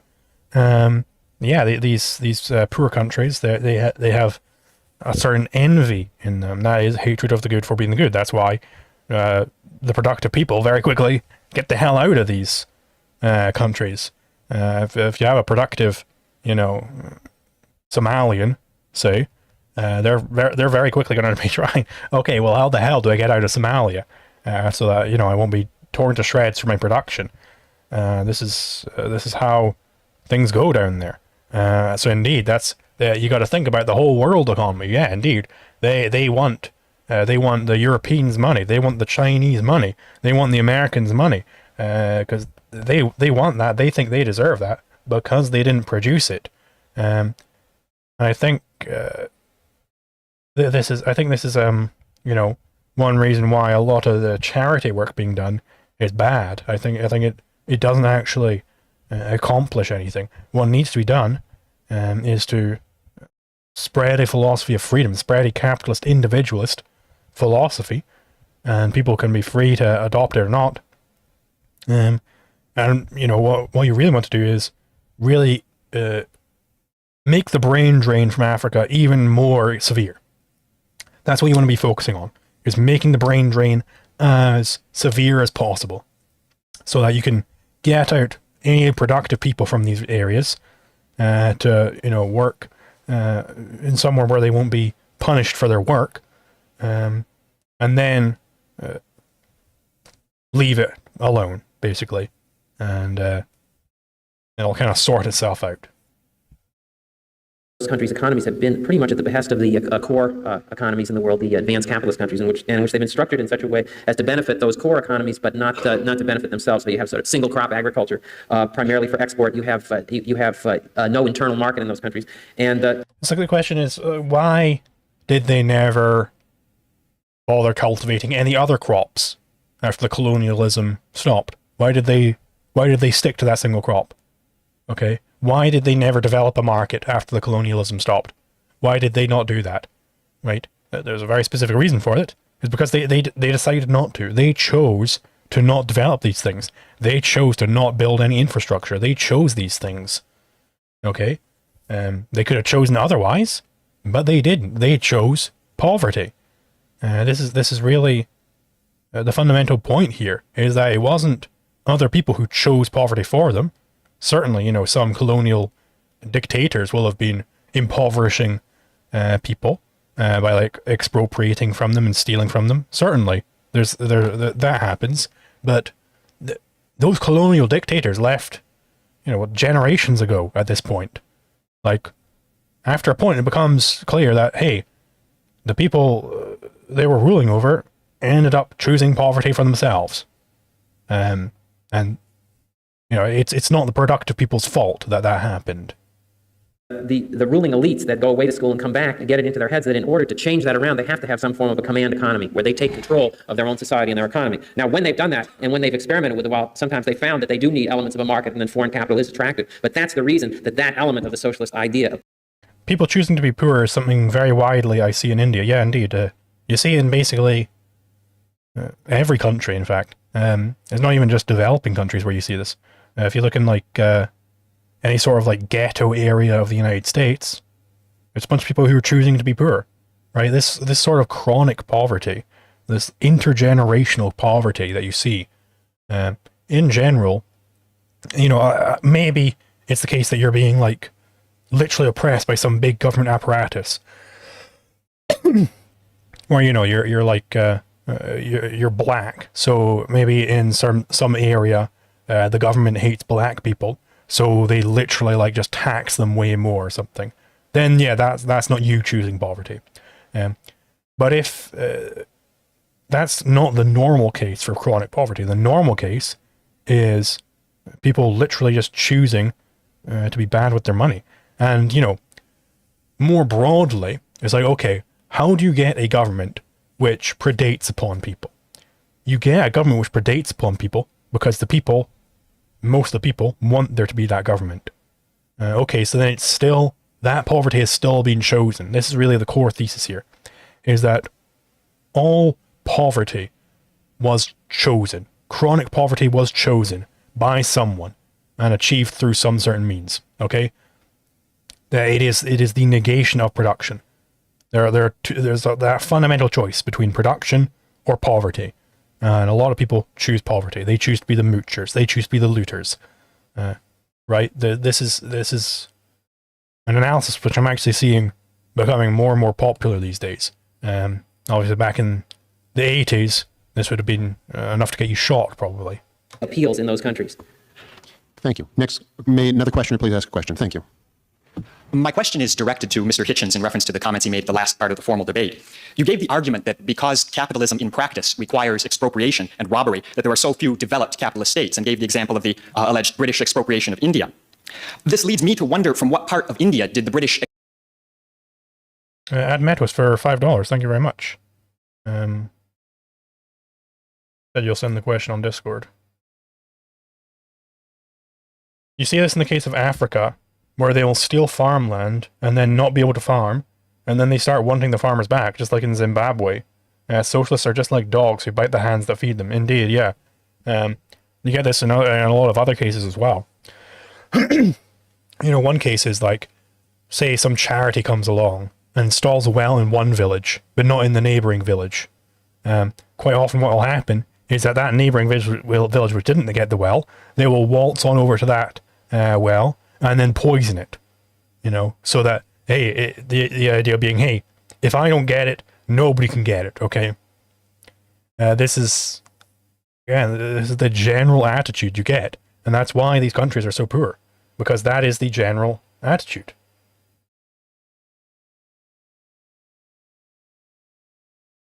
Expropriate the steam engine and the many intellectual developments which sparked the Industrial Revolution in that country. If material goods were the fundamental prime cause of the Industrial Revolution, why didn't the Indians have their own Industrial Revolution centuries before the British came along? In summary, I ask, didn't the Industrial Revolution require reason and intellect as its prime cause rather than expropriation?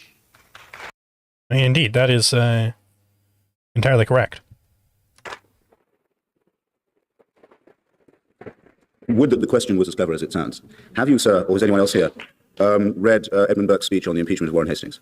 You might care to turn it up. It's a kind of a classic conservative text. In there you will find laid out in some detail the description of the enormous transfer of wealth from India to the islands in the North Sea, known as Great Britain and Northern Ireland today. Burke was in fact so alarmed by this process, it wasn't out of compassion for India that he mentioned it. He was alarmed that the process was in fact enriching a whole new class that would corrupt Parliament in Britain, and not without reason, and that's why Hastings had to be impeached. That is how some of the capital...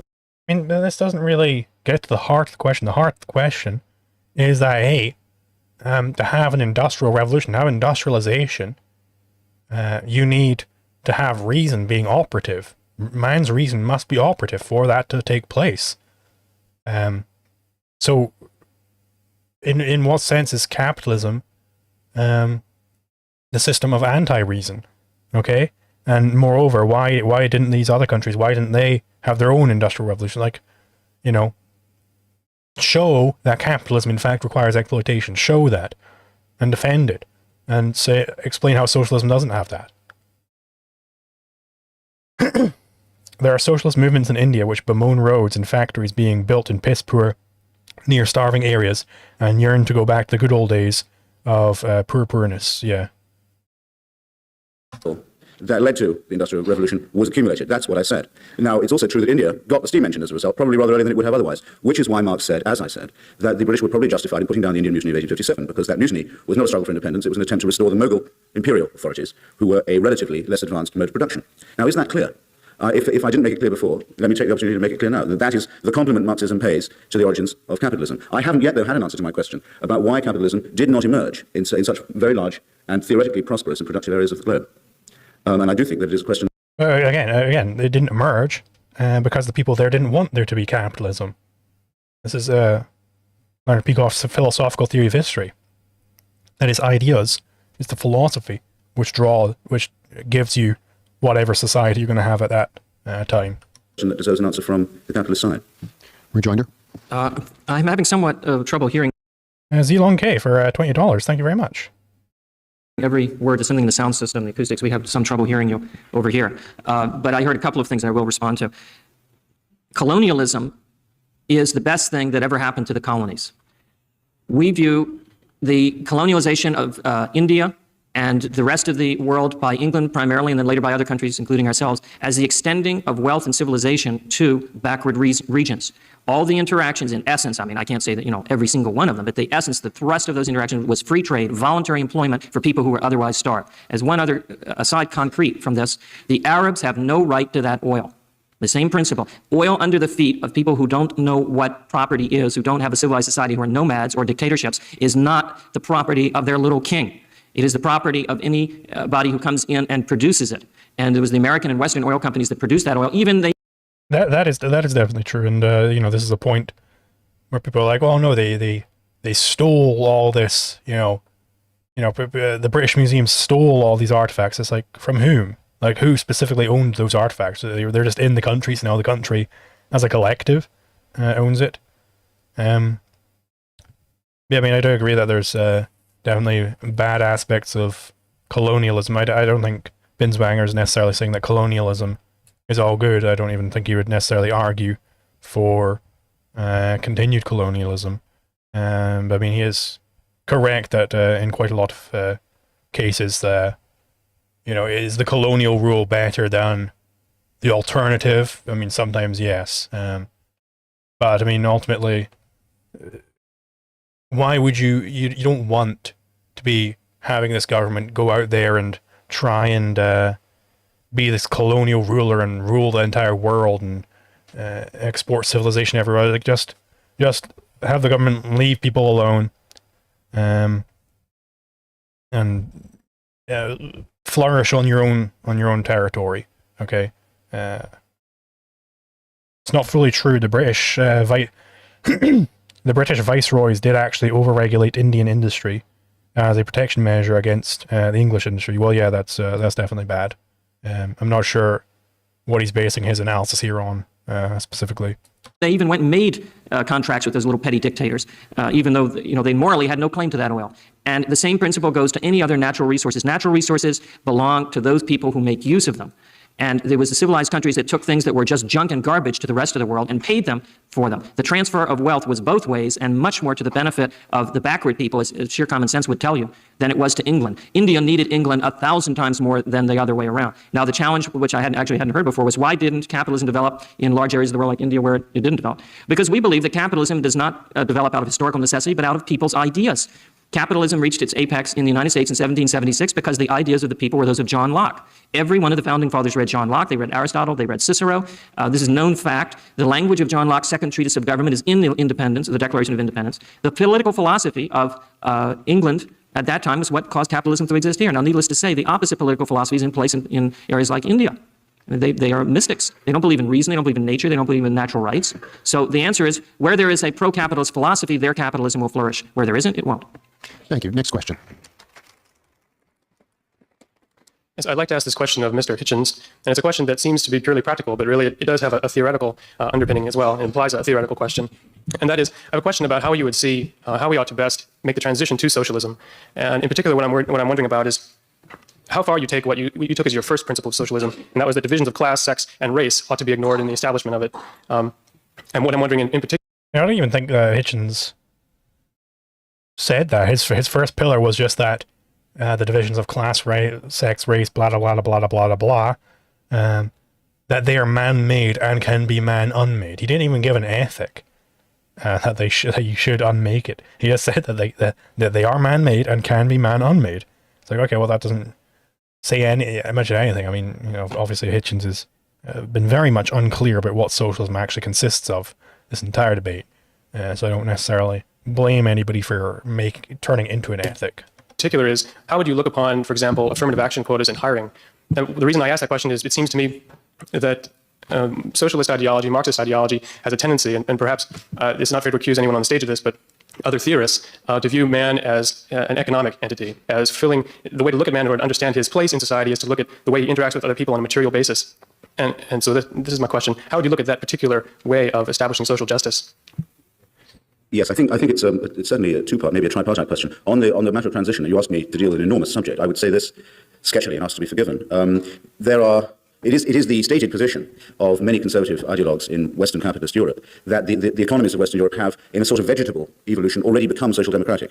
And though I don't think that claim is wholly true, there is a great deal of truth in it. There are countries, the one most often cited, so I'll cite it for convenience, is Sweden, where though the vast majority of the economy remains in private hands, and in fact in the hands of the same families as controlled Swedish capitalism in the 19th century, same names, rather like German capitalism before and after Nazism, and during, of course. There is not more than a welfarist conception of society in Sweden, very nearly a social democratic coexistence. So that's one case where one might almost call it an evolution. In other cases, my theory is, the ones I've cited, the Soviet Union, and I would add to these China and Cuba, where capitalism simply broke down, and there was no force or agency ready to take over the running of the countries but the communist and socialist movements. But capitalism abandoned and evacuated and failed in those countries, leaving no alternative. That you could say that was a revolution, or you could...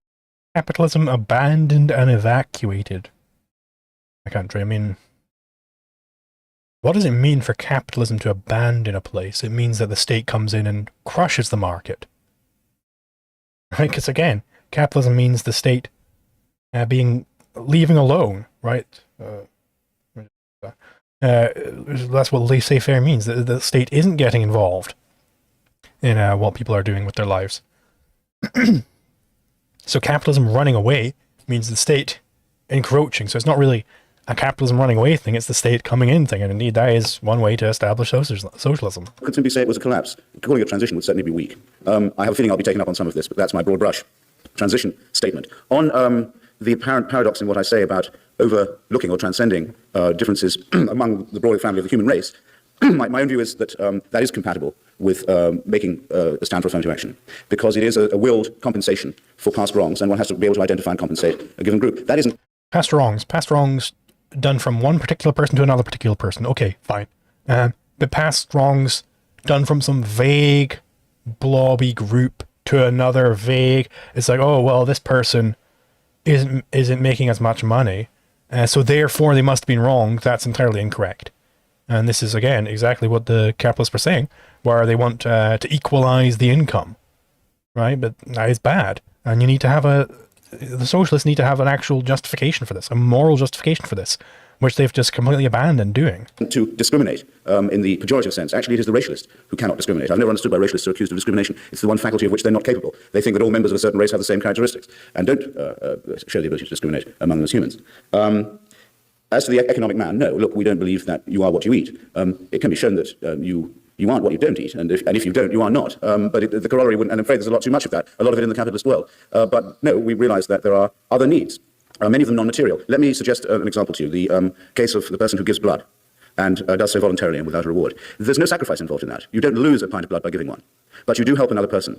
And you don't have to posit altruism. You have fulfilled your own need to help and be of service without giving up anything and without a cash transaction. I mean, you did give up a pint of blood there. You did give that up, right? And you gave up the opportunity of what you could have done in the meantime. So, I mean, let's take that to the extreme.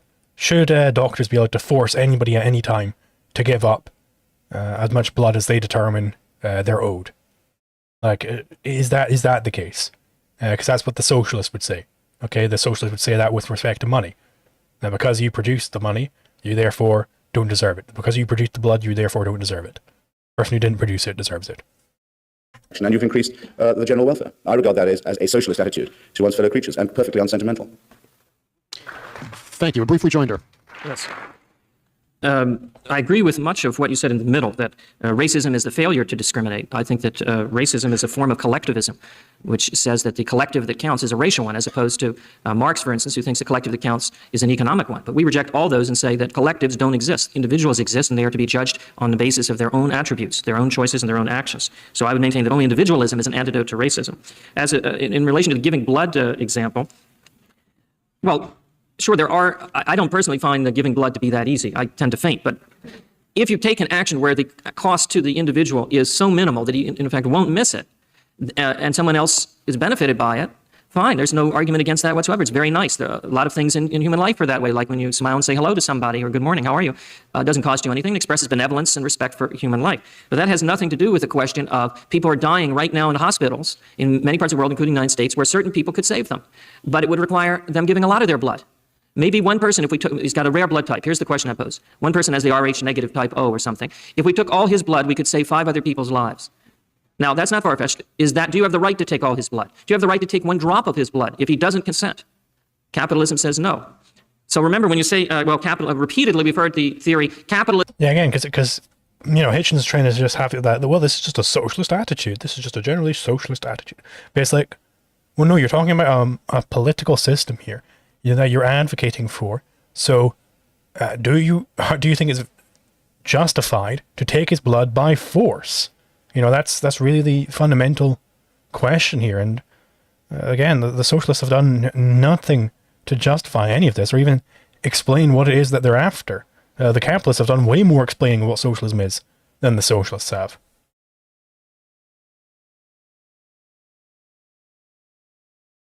Yeah, you don't lose one apple from your apple tree because your apple tree might grow another one back, indeed. Collectives don't exist. The objectivist definition of politics is how to organize society. Society is a collective. And as he said it there, it doesn't exist. Yeah, indeed. Capitalism historically didn't work out. There was nothing to replace it. Capitalism gave rise to problems, as if capitalism were some independent entity. Remember, when we're talking about capitalism, we're talking about freedom. We're talking about free trade. We're talking about non-interference. So what they're really saying is, well, we tried leaving people free, but it just didn't work out, so we had to come in with a different system. Thank you. In deference to the line of questioners and the late hour and at least the heat on this stage, if the subsequent questioners could please state their question very briefly, and if the respondents to the questions could, as Edwin Newman might ask on Meet the Press, please give the briefest of answers, something around the category of 1 minute each. We could then work our way through many of the questioners who are still in line. Next question, please. Dr. Binswanger, you gave a brief response regarding how the to each according to his need related to the family. I was not really satisfied with your answer. In what I've read of objectivist writings... Precisely to your question, sir. My question is, what does objectivism have to offer to children, to people who do not have a fighting chance as adults? What does it have to offer to quadriplegics, to people who are weak and cannot help themselves? Thank you. What does socialism have to offer to those who are able to help themselves? And how do the quadriplegic and the weak... That's a good way to turn it back on him there.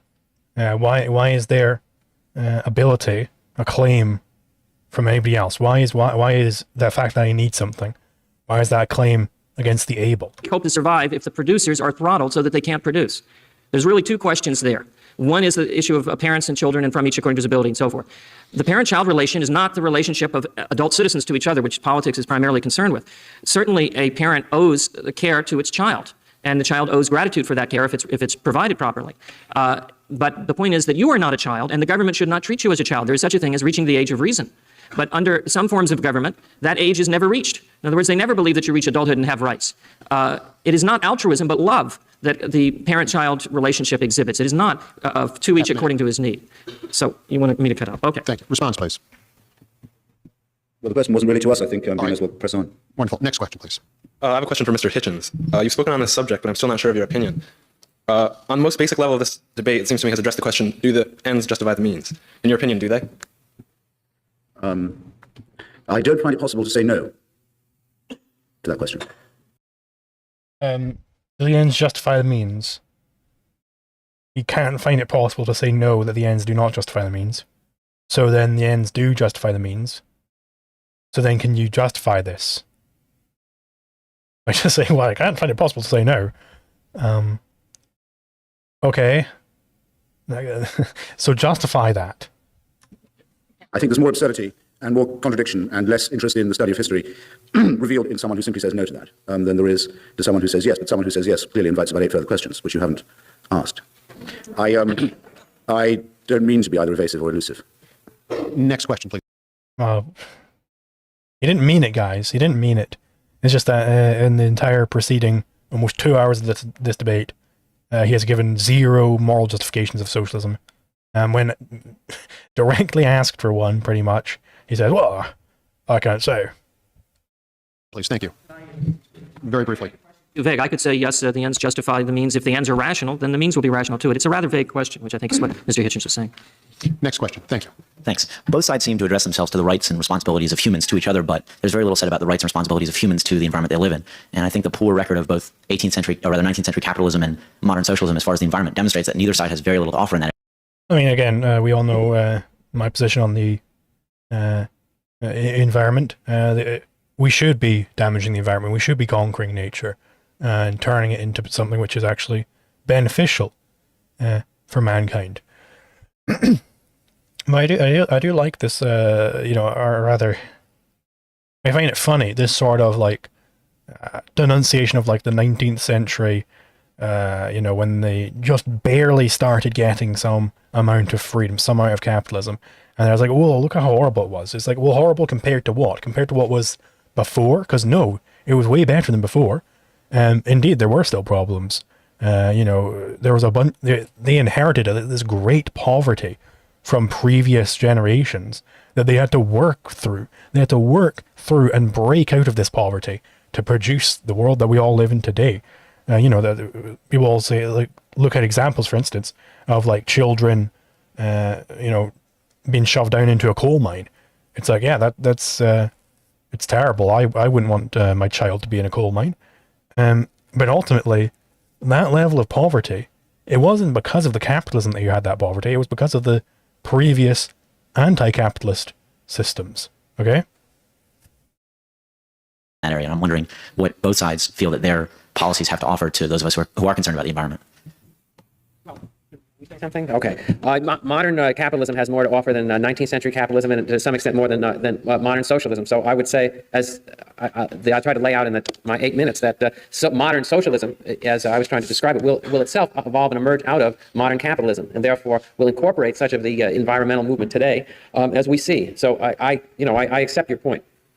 Response? If in essence, is the survival, human survival, the living of human life, requires to go out into the world and produce values for the sustenance of life. In a certain sense, in essence, life involves attacking the environment. That's what it's... Boom, boom. There we go. Back in the 80s, he's making the exact same arguments. There we go. That's what we're doing. So that capitalism, in essence, is a system which unleashes people's energies to go out and try to make what they can from the world, the values that human life requires. The record of productive activities, such as you were mentioning earlier, the dumping poisonous waste next door to you, etc., examples of pollution that actually do attack individuals' right to their own life, their own health, etc., are examples of the fact that the principle of human rights has not been fully understood. It was not even fully understood in 1776, and it has not been consistently applied in legal philosophy to this day. So there are a lot of problems to be dealt with, but what we first need in order to deal with those problems is an understanding of what the principle of man's rights means. Thank you. Yeah, I mean, I think we can... not sure how many more interesting questions we're going to have. It seems like we pretty much got through the bulk of them there. And yeah, I mean, obviously, the socialists in the entire debate didn't bother to give any sort of moral defense of socialism, even though, like the right in the beginning with Binswanger's opening statement, he explained exactly what both sides had to do. He explained that, hey, both sides, we've got to give some sort of moral case for our system. We've got to say what our system is and give a moral case for it. And the objectivists just boom, boom, boom, went right through and did exactly that. And the socialists didn't bother throughout the entire debate. Yeah, indeed, even the objectivists in this debate don't properly understand rights. So that is kind of a funny thing line for them to go down. But yeah, no, like total capitalist victory as far as I'm concerned. But yeah, thank you very much for everybody who came along. Thank you especially to people who donated money. And yeah, so I'll see you guys the next time. I'll look into whenever Tim Pool uploads that debate with Michael Malice and Angry Cops. I'll be looking into doing a reaction to that as well. But yeah, I'll see you guys later. Goodbye.